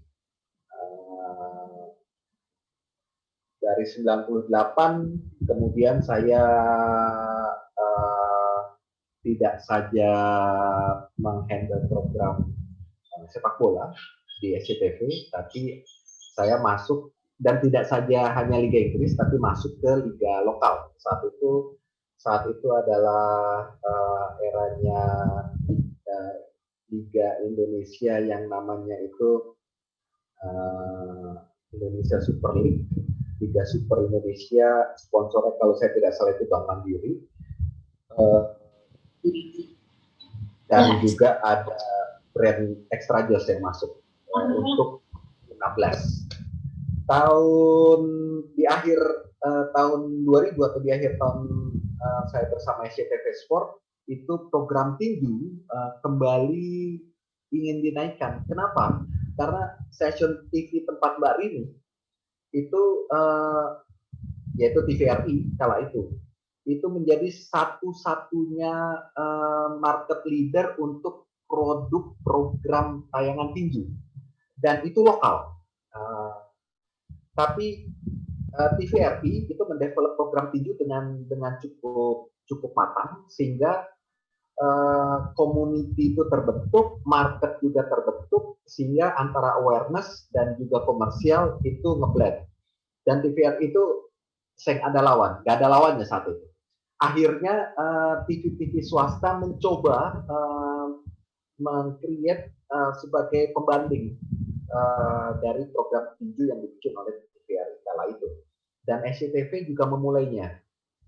Dan ternyata tinju itu masih punya market yang cukup besar. Memang tidak sebesar sepak bola, tapi ketika dia dibelah rating dan sharingnya, ternyata ada produk komersial yang niche atau elitis yang juga masuk di market penggemar olahraga tinju. Dari situ saya belajar di akhir saya di SCTV Sport, sebelum akhirnya tahun 2002 saya masuk ke TV7. TV7 itu saat itu masih TV7, sekarang sudah dibeli oleh grup CT Corp. TV7 kala itu adalah milik dari TV7 Nggak kate ininya, backgroundnya. bisa saya bisa berapa Mbak? Enggak, silakan lanjut. Lanjut. Oke. Dari TV7 itu saya benar-benar bisa mempelajari bagaimana sebuah program tinju profesional di luar itu menjadi prime event atau primadona atau hype-nya luar biasa. Saat saya di TV7 itu adalah era-era keemasan, kalau masih sempat ingat nama petinju Nasim Hamid. Nasim Hamid atau Prince Nasim Hamid, petinju dari Inggris Raya atau Britania. Ini adalah petinju yang cukup fenomenal. Nggak tahu kalau Mas Bambang familiar atau enggak sama Nasim Hamid, atau Mas Budi familiar atau enggak. Tapi era 2001 itu adalah eranya Nasim Hamid berjaya. Saat saya keluar dari TV7, karena memang TV7 itu dalam proses untuk ditawarkan kepada pihak lain dan akhirnya menjadi Trans TV juga. Akhirnya saya bergabung dengan LaTV Sport. Belum ada TV One, belum ada. LaTV itu saya masuk tahun 2005.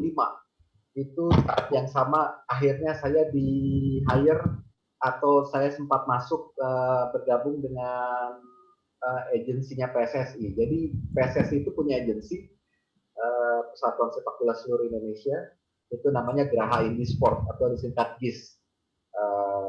Saat saya masuk LaTV, kemudian tidak lama kemudian 2 tahun kemudian 2007 menjadi TV One, akhirnya ada event Indoprix itu. Ya, TV7 ada event Indoprix. Akhirnya ada Gusti Ayu ya tadi kalau nggak salah. Akhirnya di PSSI atau di Geraha Indi Sport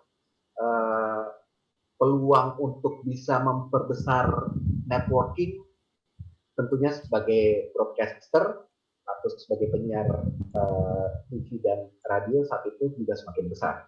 2005 juga itu adalah tahun saya kembali lagi ke radio dengan jadi penyiar di 94,7 UFM, grupnya Femina.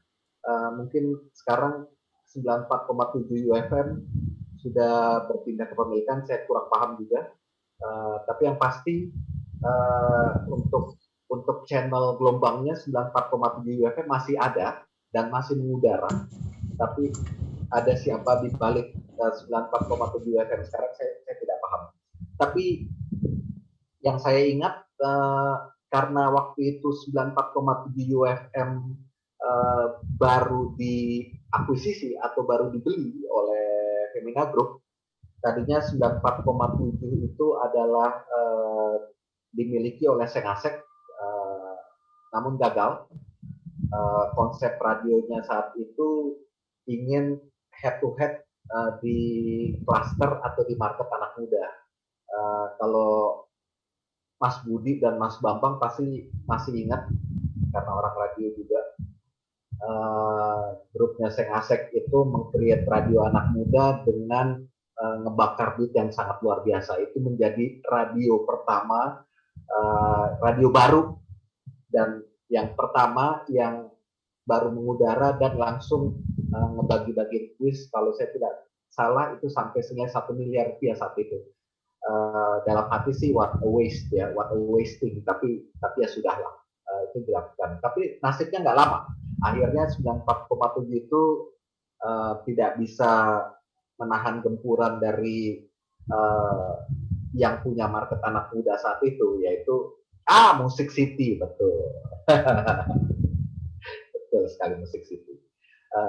Akhirnya tidak bisa menghadapi yang punya market, ya apalagi kalau bukan Prambors. Dan saat itu juga MTV belum jadi Trax ya. MTV sudah mulai menyusul Prambors, dibayang-bayangi oleh pemain lama di segmen anak muda, ya apalagi kalau bukan Mustang Radio, sehingga drop, masuklah UFM.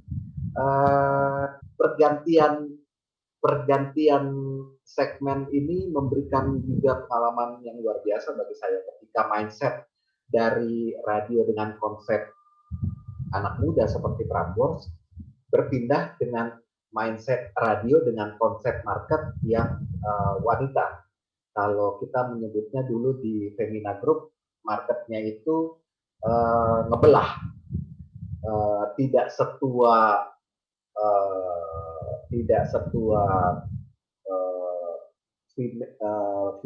Cosmo, tapi juga tidak setua female, tapi juga tidak semuda Hard Rock FM perempuan. Dan teman-teman di Femina Group kala itu menyebutnya segmennya adalah dengan tanda petik market Yami Mami, perempuan muda yang baru belajar mandiri, artinya pekerja wanita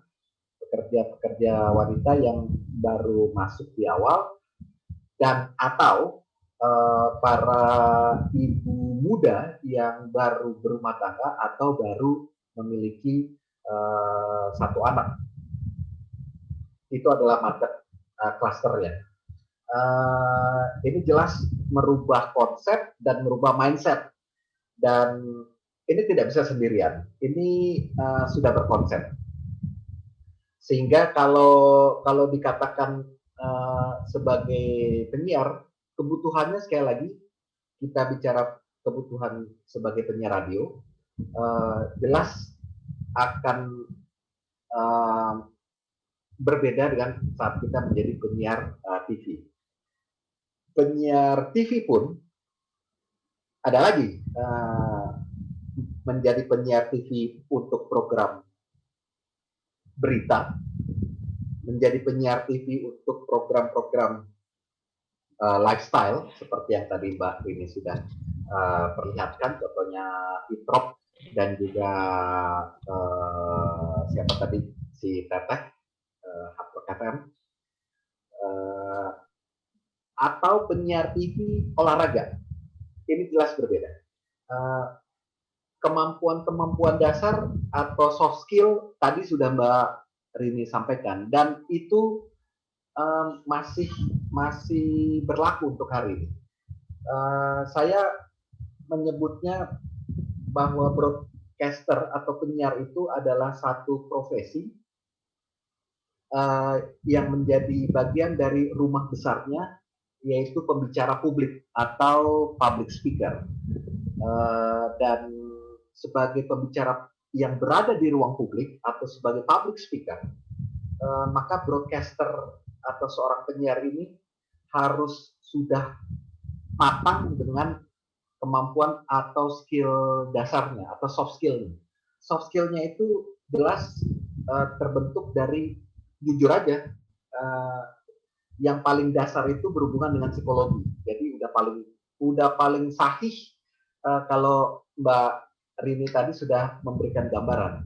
Karena kenapa psikologi? Karena secara garis besar kemampuan yang dimiliki oleh seorang penyiar, oleh saya, Mbak Rini atau siapapun itu, ketika dia tidak bisa menguasai dirinya sendiri, atau dengan bahasa lain, ketika dia tidak bisa menguasai mental dirinya sendiri, maka 60% atau 70% dapat dipastikan offside, out, keluar dari lapangan, keluar dari permainan. Dan soal mentality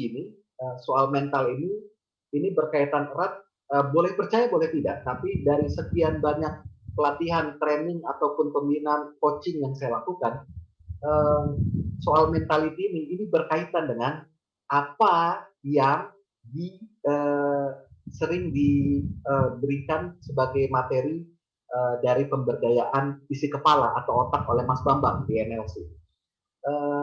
Saya mendapatkan materi ini justru bukan 2-3 tahun lalu, tapi tahun 94 saat saya training di Prambors. Apa hubungannya antara isi kepala kita dengan mata dan mulut yang disampaikan? Kalau di radio jelas kita tidak berhadapan dengan audiens, kita berhadapan dengan mic dan tembok ruang siaran. Demikian juga kalau di televisi, kita juga tidak berhadapan langsung dengan audiens, kita berhadapan dengan kamera, kameramen, dan tembok ruang studio. Tapi ketika mindset kita tidak membentuk siapa yang kita hadapi, atau bahasanya Mbak Rini tadi adalah audiens, ada tipe-tipe audiens ya di sana, dan itu adalah materi training yang saya juga lakukan. Ketika mindset kita tidak bisa membentuk siapa audiens kita, dan mental kita tidak siap untuk membaca audiens kita, maka sorry to say nih, bro and sis, lo out of the game. 70% ketika kita bisa mengkondisikan apa yang keluar dari mulut kita sebagai sebuah informasi, narasi, cerita, apapun itu, maka sebelum dia keluar terakhir, prosesnya ada di sini. Maka saya selalu meyakini kepada siapapun, teman-teman semua, karena ini juga pengalaman saya dari tahun 94 saat saya ikut training di Prambors, yang lo harus berikan asupan sebelum lo siap menjadi penyiar itu bukan perut, tetapi otak. Pertanyaannya, dan masih sampai hari ini masih cukup berguna dan juga masih cukup bisa diterima, adalah makanan otak itu apaan? Terus harus seperti apa otak kita? Simple, teman-teman. Makanan otak teman-teman sudah tahu. Kalau mau menjaga simpul saraf neuron di dalam otak ini bekerja dengan sempurna, maka kuncinya ada di protein. Dan jenis-jenisnya sudah tahu. Cari aja sendirilah. Ibu kita atau orang tua kita udah tahu lah protein itu ada di mana. Itu yang pertama. Yang kedua, ini juga salah satu kunci, mendapatkan udara di dalam rongga kepala kita. Ini akan menciptakan simpul, apa namanya, kalau Mas Bambang paling paham ini istilahnya, elektrisida ya, jaringan setrum. Nah, itu aja deh yang paling gampang. Ya, listrik, ya. Saya selalu amazing luar biasa. Ini jangan dikira informasi yang basi. Nanti buktikan saya sendiri. Ketika kita tidak memiliki kemampuan untuk menjaga isi kepala kita, maka jangan harap kita bisa mengolah informasi dengan jernih, dengan penuh ketenangan, mental kita juga tenang, dan mulut kita juga menyampaikan dengan sesuai dengan apa yang kita tuju. Ketika rongga kepala kita atau otak kita ini berisikan oksigen yang terbarukan, maka secara otomatis, nanti silakan ditanyakan dengan pakarnya, di situ ada Mas Bambang, salah satu foundernya Neuronesia Learning Center, maka otak itu akan mendapatkan asupan oksigen yang luar biasa sehingga aliran listrik itu menjadi lebih cepat. Pertanyaannya, ada nggak bedanya otak kita, otak Mas Bambang, Mas Budi, Barini, pembicara di sini, otak saya dengan otak teman-teman semua kita ini dibandingkan dengan otaknya Albert Einstein yang ada di Museum Albert Einstein di Amerika Serikat. Ada bedanya nggak? Silakan cek di Google, Mang Google sudah bisa menjawab. Ternyata secara fisik tidak ada bedanya. Beratnya sama. Ketika otaknya Albert Einstein ditimbang dengan rata-rata berat otak kita, sama, teman-teman. Otaknya Mas Bambang, otak saya, otaknya Mas Budi, kalau dikosongin, ditimbang, timbangan kilogram sama otaknya Albert Einstein, itu sama. Pertanyaan kedua, berat cairannya atau darahnya di kepalanya Albert Einstein dengan darah yang ada di kepalanya saya, Mas Bambang, Barini, teman-teman semua, dengan kepalanya Albert Einstein, sama nggak? Sama. Bedanya apa? Bedanya adalah listrik yang dihasilkan oleh otaknya Albert Einstein itu jauh lebih tinggi dari rata-rata kebanyakan otak kita. Itu aja bedanya. Menjaga isi kepala supaya semua performa badan, khususnya mulut, untuk menyampaikan informasi secara simpel sebenarnya seperti ini. Mohon izin ya Mas Bambang, langsung saya praktekkan saja ya Mas Budi. Ya, silakan. Tapi waktunya ya, ingat waktu. Biar ada tanda berapa menit? Ya, 5 menit. Oke. 2 menit, 2 menit. Berapa? 2 menit. Teman-teman bisa lakukan ini, tapak tangannya ditaruh di paha, kemudian tarik nafas, ya, lewat hidung, kemudian ditahan 10 detik. Kumpulkan udara yang sudah dihirup itu di dada. Tahan, hitung saja 10 detik, 1, 2, 3, 4, 5, 6, 7, 8, 9, 10. Kemudian pindahkan ke perut. Alirkan saja ke perut sehingga perut menjadi lebih gendut, ya, menggembung. Masih dengan tahap yang sama, 10 detik juga. Hitung dalam hati 10 detik. Terakhir, kembalikan lagi ke dada. Hitung lagi 10 detik di sini. Setelah 10 detik yang ketiga, keluarkan lewat hidung, sekarang lewat sela-sela gigi. Sampai kosong perutnya. Apa yang akan dirasakan? Itu ada pergantian aliran oksigen di rongga kepala. Hampir rata-rata semua MC, hampir rata-rata semua pembicara, hampir rata-rata semua public speaker itu melakukan hal yang sama. Sebelum acara dimulai, dia kelilingan, baca materinya, kemudian dia tahan nafas.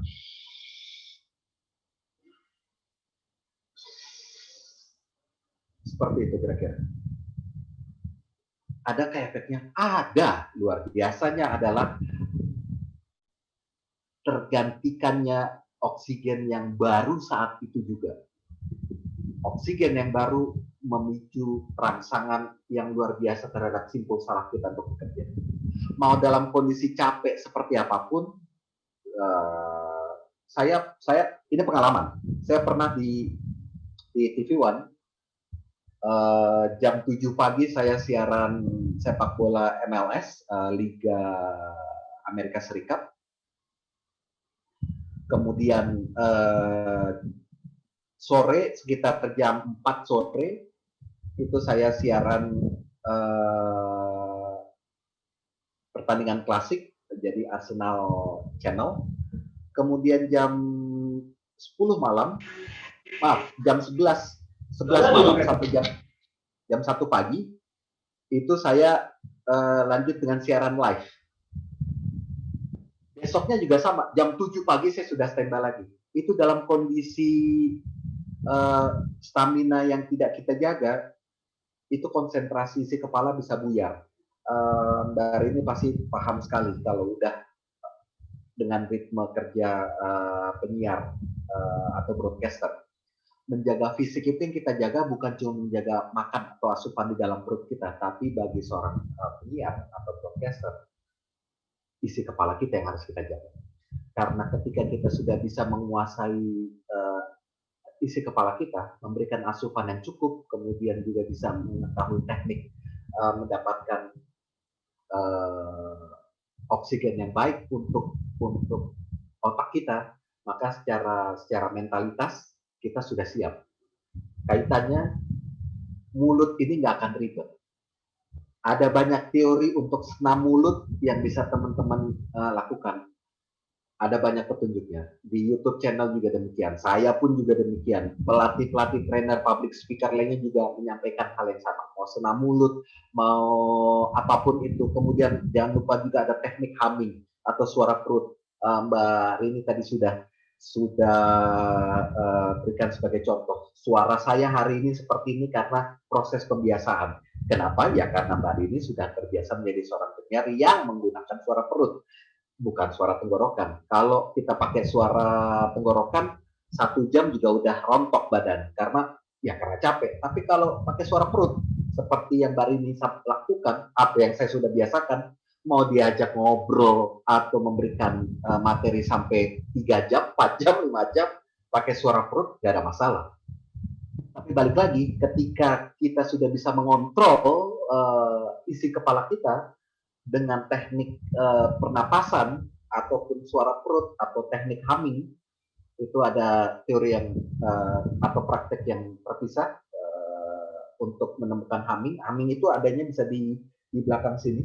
Ketika kita humming itu bergumam, jadi temukan humming yang tepat. Teman-teman mungkin juga sudah ada yang pernah melakukan itu. Suara humming terbaik itu contohnya adalah suara azan, muazin di masjid. Itu vibranya di bagian belakang sini itu tebal. Kalau teman-teman sudah punya vibra dengan teknik humming yang tepat dan getarannya tebal di sini, itu sudah dapat dipastikan 70-80% teman-teman sudah bisa menggunakan teknik suara perut dengan baik. Artinya sudah bisa masuk kualifikasi sebagai penyiar ataupun calon penyiar. Tapi kalau vibranya atau hummingnya itu tipis, itu harus dilatih. Nah, teknik-teknik ini adalah teknik-teknik soft skill yang harus ngeblend, harus jadi satu dengan kemampuan-kemampuan lainnya. Kita baru bicara soal teknik-teknik dasar. Ketika kita masuk kepada konten, itu harus sudah kita siapkan apa yang kita miliki di diri kita. Kalau udah persiapan konten, berarti sudah tadi Mbak Rini sudah sampaikan, dan itu udah jadi satu paket lengkap. Nggak hanya menguasai apa yang akan dibicarakan, tetapi kecepatan untuk menangkap yang ada di belakang konsep atau materi itu yang jauh lebih penting. Contohnya, ketika ada konsep yang dilempar, hari ini topik pertandingannya adalah Arema melawan PSS Sleman. Arema di Malang melawan PSS Sleman. PSS Sleman di Kabupaten Sleman. Kalau dia seorang penyiar berita olahraga atau dia penyiar pertandingan sepak bola, jelas yang dia harus kuasai sebagai konsep dasar atau informasi dasarnya adalah posisi. posisi pemain PSS Sleman, posisi pemain Arema Malang. Siapa jadi center back, siapa jadi wing, siapa di tengah, siapa jadi jangkar. Itu baru informasi dasar. Tapi yang kita inginkan atau yang harus kita miliki selanjutnya bukan sekedar siapa ada di posisi mana. Arema punya 11 pemain plus 5 cadangan, demikian juga PSS Sleman. Tapi adakah informasi lainnya yang bisa menjual yang ada di belakang antara PSS Sleman dan juga dengan Arema? Apakah audiens atau penonton tahu bahwa PSS Sleman hari ini memiliki komunitas dengan engagement rate tertinggi di YouTube channel. Jakmania boleh jadi punya 84.600 member yang terdaftar lewat KPA. Tapi buka saja YouTube channelnya Jakmania. Berapa viewernya? Cuma 8 juta. Kalau buka YouTube channelnya fansnya Slemania, ada 23 juta viewer. Kalau dilihat engagementnya jelas. Klub ini, PSS Sleman, jelas sangat dicintai oleh masyarakat. Nggak cuma di Sleman, tapi juga di Jawa Tengah dan Yogyakarta. Ini informasi. 23 juta viewer di YouTube channel di-compare sama tim ibu kota atau bahkan tim Arema di Malang, itu nggak ada apa-apanya. 8 juta cuman viewernya Jakmania di YouTube channel. Itu satu. Yang kedua, apakah audiens juga tahu bahwa di belakang PSS Sleman ini sudah terjadi perebutan kekuasaan, tanda petik. Pengurus yang lama diintimidasi sehingga kemudian keluar. Jika tidak tahu, carilah tahu ada kekisruhan apa di belakang PSS Sleman. Apakah juga teman-teman atau audiens juga tahu bahwa di belakang Arema ada informasi bahwa fans mereka itu tidak punya satu kekuatan seperti bersatunya atau satunya komando atau satunya koordinasi yang dimiliki oleh fansnya Persija. Kalau polisi mencari sumber keributan atau ingin berkoordinasi dengan fans karena ada kekisruhan di Jakarta, yang dipanggil ya Jakmania. Tapi kalau di Arema yang dipanggil banyak. Yang mana dulu? Ada Aremania A, B, C. Itu contoh. Oke, Bang Fauzan. Itu saja yang bisa saya sampaikan. Harus ditahan nih, harus ditahan. Nih Pak, mantap nih. Nih Mas Budi, saya lihat dari mukanya Mas Fauzan dan Mbak Rini, ternyata Radio Zoominar itu kategori yang baru kalau menurut saya, bukan masuk TV, bukan masuk radio. Kelihatan dari mukanya, beliau-beliau ternyata lebih menikmati kalau menjadi penyiar di TV dan di radio. Kita kan lihat tuh mukanya ya, memancarkan neurotransmitter ya, ada serotonin, ada dopamin, ada oksitosin ya. Menarik. Mungkin kita langsung kasih kesempatan buat teman-teman yang mau bertanya. Terus mau nanya nih. Konsekuensi waktu nih, kita mohon maaf ya, kita tambah 15 menit cukup kali ya, karena nanti ke depannya kita nggak bisa sholat maghrib karena udah mau ajar maghrib. Silakan mungkin Mas Budi boleh ucapkan, atau yang mau tanya langsung. Itu ada yang bagus. Ada bagus ya, Ayu mau silakan. Oh Mbak Ayu nih, oke silakan. Apa kabar? Alhamdulillah sehat. Iya, selamat. Dari luar kota ini kalau nggak salah. Iya, dari Palembang. Palembang. Oh, luar Budi ini apa kabar? Alhamdulillah. Dulu sering ikut di Galo. Oh, Galo. Waktu itu ikut di Indonesia sih. Iya, betul. Terus sibuk. Tadi saya lihat broadcaster jadi rindu. Pak Bang Fauzan. Halo. Aku dulu di Radio Delta FM Medan. Oke. Ya. Saya baru 3 minggu lalu ke Palembang loh Mbak Ayu. Oke. Nah, nanti hubungin aku ya. Aku karena aku lagi develop kerjasama dengan pengurus Sriwijaya FC yang sekarang yang baru Pak Hendri Zainuddin. Zainuddin ya, Bang Henry ya. Ya, Kirim salam dengan kenal ya. Indiarto Priyadi ya, kirim salam. Oke, siap. Oke, aku seneng hari ini bergabung. Thank you Mas Bambang ya, teman-teman yang udah gabung di sini. Cita-citanya sih anakku harus ada di broadcaster Indonesia juga kayaknya. Anak gue harus. Aku dari Medan waktu itu sudah aktif, terus aktif di iklan juga sih, lebih ke production house sama kreatif saya.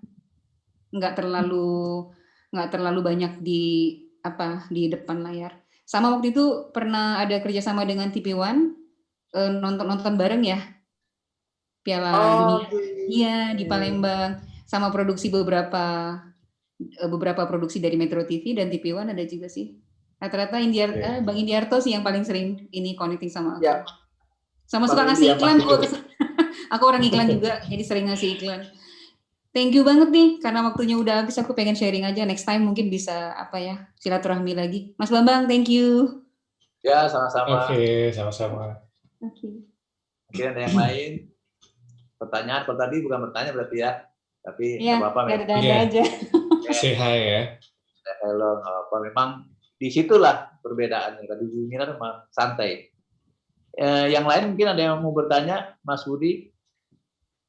Ya, tadi buat yang dari hadir di sini. Ya, Edi Budianto ya. Tadi mau komentari Bang Fauzan ya.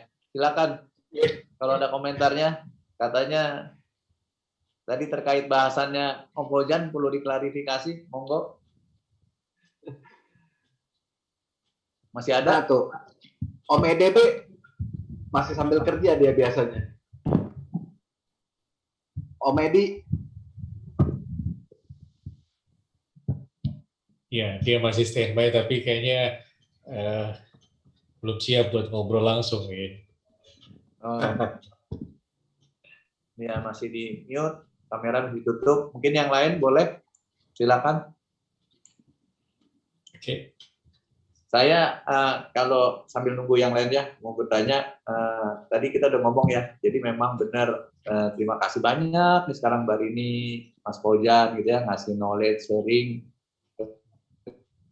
kita semua gitu, karena memang sesuai dengan perubahan zaman ya, semakin cepat berubah terus gitu ya. Jadi kita nggak bisa pakai mindset atau pikiran yang lalu gitu ya, kita harus menyesuaikan terus sampai kita bingung gitu kan. Tadi penyiar itu nggak harus di TV, di radio, semua orang udah bisa jadi penyiar gitu. Kalau dulu orang ngomong gitu ya, gaya orasi tadi ya, kayak mempengaruhi, yang lain kayak bukan kayak orang bego ya, menyimak gitu ya. Sekarang susah loh kayak begitu, karena semua orang ingin ngomong sebenarnya. Jadi kan udah beda tuh gitu ya. Di internet ya user ya jadi pengen jadi announcer, user yang memainkan lagu-lagu sendiri gitu. Kalau dulu kan nonton TV aja ngikutin jadwalnya ya. Misalnya album minggu ini kalau zaman dulu, kalau sekarang mungkin nonton ILC hari Selasa kan ditungguin. Padahal enggak segitu sekarang. Sekarang terutama teman-teman milenial itu ya kita juga udah berpengaruh kan. Kalau mau ngeliat ya cari aja, kita searching kita mau nonton apa di YouTube di apa gitu ya. Jadi udah by demand-nya tinggi banget dah. Gitu. Mungkin dari Mas Budi mau nambahin silakan. Iya. Yang bertanya, raise hand juga boleh ya. Mau raise hand gitu. Sebelum audiens yang nanya, saya mau nanya sama Mbak Rini sama Bang Fauzan. Atau kita foto-foto dulu kali. Foto dulu. Ya, nanti mumpung Oke, belum takutnya lupa ya. Oke, boleh. Buat yang gabung, ya di open dulu videonya, silakan kita foto bareng dulu.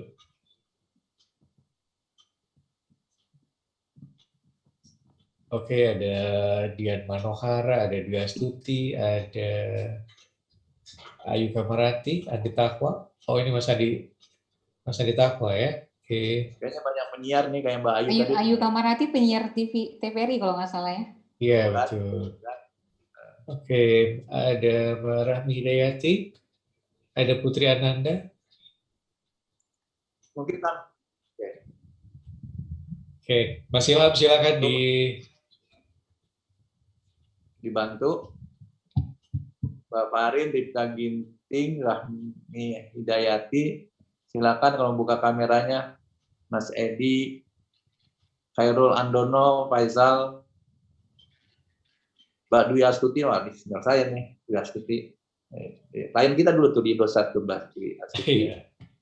Itu ada teman saya juga tuh pelatih lisensi mix martial art Ilham. Imam Ramadan.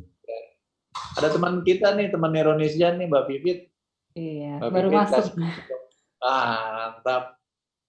Ya kita foto dulu ya. Nanti 1, 2, 3, buka semua kamera. 1, 2, 3.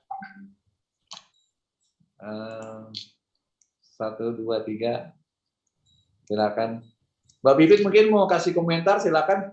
Saya sudah foto semua. Teman-teman nanti juga bisa ngelihat di rekamannya. Komentar apa? Aduh seru banget, aku baru ngeh loh. Aduh baru tahu. Aduh nanti bikin Orang lagi kita ya. kan orang kita getok tular. Biasanya satu ngomong, yang lain ikutan. Gitu. Kangen tau. Maaf. Sukses ya. Aduh keren nih. Lagi. Salam kenal semuanya. Ibu Rini. Aduh semuanya keren-keren. Mendadak jadi ibu nih. Aduh, mesti ini lagi dibuat lagi nih, Om Bis. Ya, Mbak Bibit siap ya, jadwalkan. Ini bakal rame emang. Hebat, keren. Ya, yang lain boleh berkomentar juga. Mbak Bibit nanti siap ya, jadi narasumber. Narasumber apa? Itu Bapak Fauzan tuh juara tuh. Ya. Todong di awal. Waduh, kalau udah sama Mbak Vivit mah udah susah kita ngelawannya ini. orang belum jadi wartawan, Mbak Vivit udah punya media. Saat itu. Oh iya, apa? Majalah apa? Ananda ya? Aneka Yes. Aneka Yes. Kita belum jadi jurnalis, Mbak Vivit udah punya Aneka Yes saat itu, luar biasa. Aduh. Ya apa namanya majalah ABG?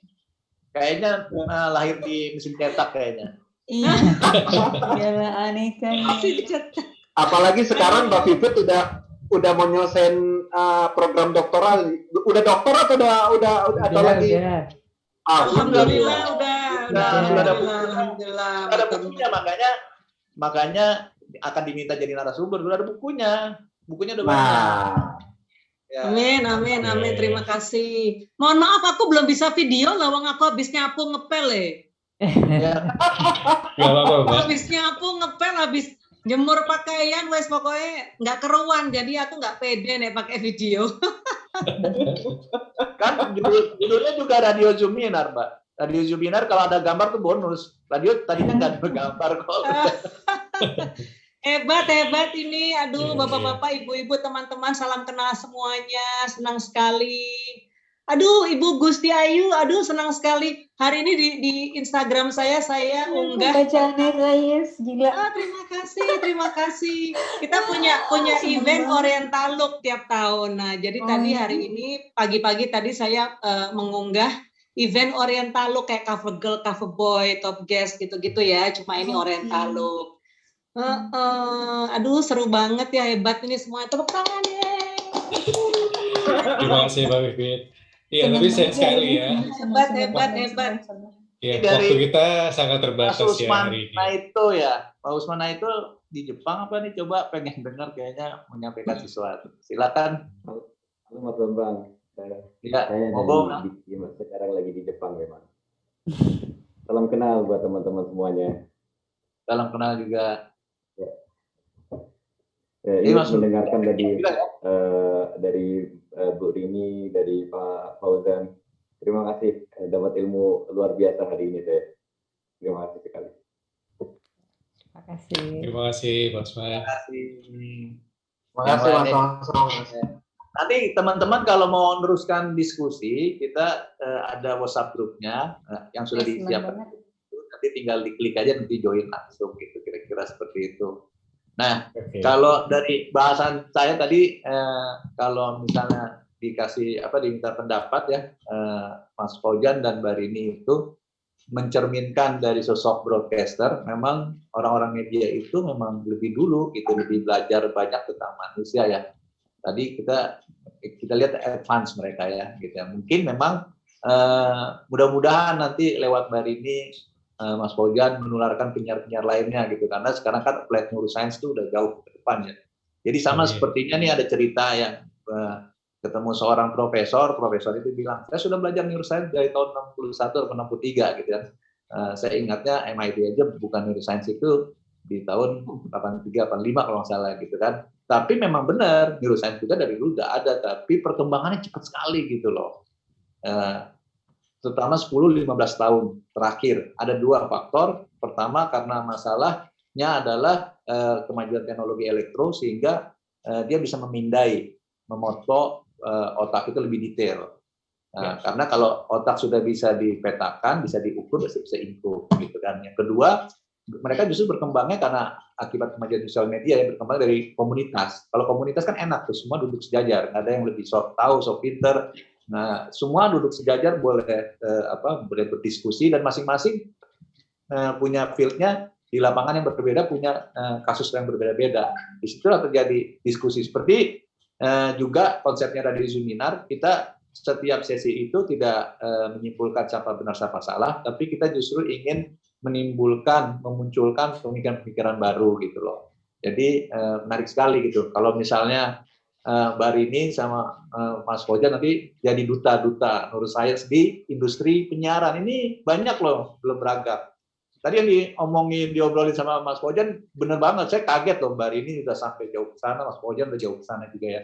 Walaupun mungkin ada sedikit-sedikit perlu diupdate karena perkembangannya kan terus berkembang. Bahkan para neuroscientist dunia itu bersepakat hasil semua temuan-temuan di jurnal ilmiah itu semuanya kalau digabung belum mencapai 20% dari misteri otak yang kita harus ketahui gitu loh. Iya banget. Jadi update-nya perlu, misalnya kayak Einstein itu benar Mas Fauzan bilang. Bahkan sebenarnya saya bukan belain Mas Fauzan ya. Ternyata pas dibedah otaknya, jadi kan Einstein itu meninggal, ternyata palanya dipotong, diambil orang. Dicuri, bukan suatu otaknya dicuri. Diteliti. Nah, itu sudah berapa tahun kemudian baru dikembalikan, tapi hasil penelitian itu untuk kesejahteraan ke depan, salah satunya ternyata otaknya Einstein ini, Mas Fauzan, bahkan bukan hanya sama, di bawah rata-rata. Beratnya di bawah rata-rata. Beratnya, besar volumenya di bawah rata-rata. Benar itu. Nah, yang dinyatakan Mas Fauzan juga benar, yaitu listriknya lebih tinggi. Kalau dia dibelek secara fisik, ternyata interkoneksinya, walaupun lebih ringan, lebih kecil, tapi interkoneksinya lebih padat. Itu yang akhirnya orang menyimpulkan untuk memintarkan manusia itu adalah latihan tadi. Jadi sebenarnya benar, otak Indonesia, Amerika, Kanada, semua sama. Cuman kita harus latih. Terutama tadi kan kaitan dengan makanan ya. Jadi yang membedakannya itu adalah lingkungannya, alamnya, makanannya, udara di pantai sama di gunung, ketipisan kadar oksigen berbeda dan segala macam itu. Ya, betul. Gitu. Jadi menarik sebenarnya. Jadi menarik yang lainnya kita bahas. Ada lagi nggak nih? Mas Budi ada lagi? Iya, tadi saya mau nanya sebenarnya, tapi waktunya udah mau maghrib ya. Iya. Nanti saya minta closing statement dari Mbak Rini sama Bang Fauzan ya. Oke. Mbak Rini dulu. Dari Mbak Rini dulu boleh. Silakan Mbak Rini. Baik. Jadi terima kasih banget nih atas kesempatan yang diberikan, dan juga terima kasih atas perhatian dan partisipasi semua. Kalau misalnya digunakan sebagai closing statement, dikaitkan dengan konteks what are skills, we need to be a broadcaster, ya, broadcaster dalam pengertian yang sangat luas. Saya sebetulnya mau mengatakan begini,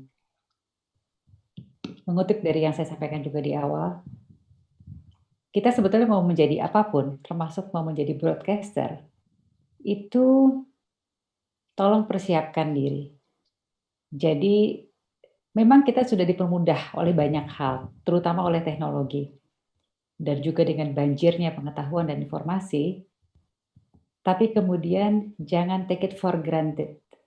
Tetap ya, apalagi kalau kita punya tujuan yang mau dicapai, punya cita-cita yang mau diraih, maka prepare yourself, persiapkan diri kita. Caranya macam-macam, ya salah satunya dengan mengikuti kegiatan seperti ini. Belajar itu nggak boleh berhenti, jadi terus continuous learning.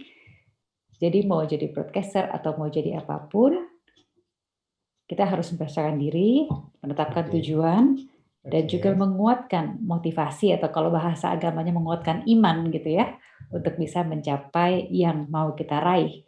Dan ingat juga bahwa jalan untuk mencapai satu tujuan itu nggak cuma satu. There are so many. Dan kalau sudah bisa satu, bukan berarti kita bisa segalanya, masih ada banyak kesempatan lain untuk bisa kita gunakan. I think that's it. Terima kasih banyak. Sekali lagi, salam sehat untuk semua. Jangan lupa ingat pesan Ibu, pakai masker, jaga jarak, hindari kerumunan, cuci tangan dengan sabun, dan air mengalir. Salam sehat, terima kasih. Assalamualaikum. Waalaikumsalam warahmatullahi wabarakatuh. Bapak Fauzan, silakan. Ya, terima kasih Mas Budi. Closing statement saya adalah sebuah kalimat yang menurut literatur buku pengajaran filsafat ilmu di kampus-kampus pendidikan, khususnya karena saya sempat di UNJ atau di IKIP Jakarta, jadi selain di UI saya sempat di UNJ. Itu adalah ada 4 jenis manusia berdasarkan apa yang dia ketahui. Yang pertama adalah manusia yang tahu bahwa dirinya tahu. Ini artinya manusia yang sempurna, hampir dapat dipastikan jarang sekali kita temui atau bahkan diri kita sendiri adalah menjadi orang yang tahu bahwa diri kita tahu semua. Yang kedua adalah jenis manusia yang tahu bahwa dirinya tidak tahu. Tahu bahwa dirinya tidak tahu. Ini adalah jenis manusia yang ideal, karena dengan menjadi orang yang selalu mencari tahu, karena dia sadar dia tidak tahu, ini adalah orang yang selalu mau belajar. Yang ketiga, ini adalah jenis manusia yang tidak tahu bahwa dirinya tahu. Jenis manusia yang ketiga ini orang yang harus kita bantu, karena dia tidak tahu bahwa dirinya tahu. Artinya dia pasti punya kemampuan. Untuk itu, kalau kita bertemu dengan orang-orang yang tidak tahu bahwa dirinya tahu, kita harus bantu. Yang terakhir adalah jenis manusia yang tidak tahu bahwa dirinya tidak tahu. Ini jenis manusia yang celaka. Karena udah nggak tahu, dia menjadi sok tahu. Bapak Ibu boleh cek di Google, siapakah pemilik kalimat filsuf ini. Pemilik kalimat ini disebut di literatur barat adalah seorang filosof. Tapi kenyataannya pemilik kalimat 4 jenis manusia ini dengan apa yang dia ketahui adalah seseorang yang bernama Muhammad SAW, nabi besar yang diakui oleh umat Islam. Dari kalimat seorang nabi yang dimiliki atau diakui oleh umat Islam ini kita banyak belajar. Karena apa? Karena di barat mereka juga mengakui bahwa secara filosofi ada banyak hal-hal yang sebenarnya kita sebagai manusia itu banyak yang belum kita ketahui. Jadi marilah merendah diri untuk bisa saling menggali lagi dan mencari tahu lebih banyak lagi.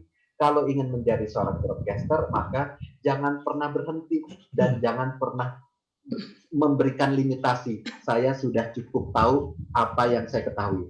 No, ada banyak hal, banyak sekali peluang yang akan lebih banyak terbuka lagi. Mudah-mudahan networkingnya bisa terjaga, silaturahminya juga. Terima kasih, salam kenal buat semua. Terima kasih buat Mas Bambang, Mas Budi, Mbak Rini, dan semua teman-teman. Terima kasih. Oke, terima kasih Bang Fauzan. Kalau saya nambahin sedikit, Om Fauzan, saya tahunya ada cerita ini bener ilmiah apa. Om Fauzan kan suka filsafat. Jadi ada orang yang botaknya cuma di depan, kemudian ada juga yang di belakang. Lo tahu ya, dengar ya. Yang kalau yang di depan katanya dia suka mikir katanya. Jadi dia melebar. Kalau yang di belakang itu dia suka memang pintar. Tapi kalau botak dari depan sampai ke belakang dia pikir dia pintar katanya. Jadi dia pikir pintar, makanya botaknya sampai di belakang. Nah, ini memang mengasihkan yang ngobrol di radio Zoominar, di webinar ini. Mas Budi, kita nggak rasa waktu. Bayangkan ya, ada di balik kesulitan dengan pandemi ini, ternyata ada kemudahan. Buktinya hari ini kita bisa ngobrol, tadi dari Mbak Ayu yang di Sumatera, bahkan tadi Mas Usman Naito tuh ternyata di Jepang ya, benar di Jepang, di Shizuoka katanya. Nah, ini juga dari Imam Perdana juga, saya katanya salam kenal Bapak Ibu semua, alhamdulillah saya senang bergabung. Mungkin saya yang bukan jurusan penyiar, memang ada ketertarikan untuk berbicara, tapi mungkin kurangnya pelatihan. Jadi saya mohon bimbingan dan tips terima kasih. Jadi di konsepnya Mbak Rini sudah jelaskan tadi ya, neuroplasticity ada learning, unlearning, sama relearning. Jadi kuncinya semuanya jam terbang akhirnya ya, dilatih. Pilot pun sekolah lulus kalau dia nggak ngantongin berapa ribu jam kerja nggak boleh bawa pesawat yang lebih tinggi, dan itu pun harus jadi co-pilot dulu. Sebelum jadi co-pilot dia harus training dulu, jadi tahapannya panjang gitu. Oke, itu aja Mas Budi. Boleh Mas Budi Mas mau silakan. Iya, pertama kita ucapin makasih sama Mbak Rini, Bang Fauzan Zaman ya, luar biasa libur tapi nyempetin waktunya buat sharing sesuatu yang sangat bermanfaat kita semua. Oke, terakhir sama-sama kita berdoa semoga pandemi ini segera berlalu dan kita bisa kembali beraktivitas secara normal. Oke, semoga seperti itu. Dan saya ingatkan Jumat depan kita juga akan kembali dengan Radio Zoominar dengan tema yang berbeda. Terakhir saya ucapkan terima kasih atas semua partisipasi yang ikut serta hari ini. Semoga apa yang kita lakukan bisa menambah wawasan kita semua. Dari kami cukup sekian. Assalamualaikum warahmatullahi wabarakatuh. Terima kasih Mbak Rini, Bang Fauzan, dan semuanya. Terima kasih Mas Bambang. Terima kasih. Sampai jumpa. Terima kasih. Terima kasih teman-teman semua. Terima kasih. Thank you. Makasih. Sehat-sehat semua ya.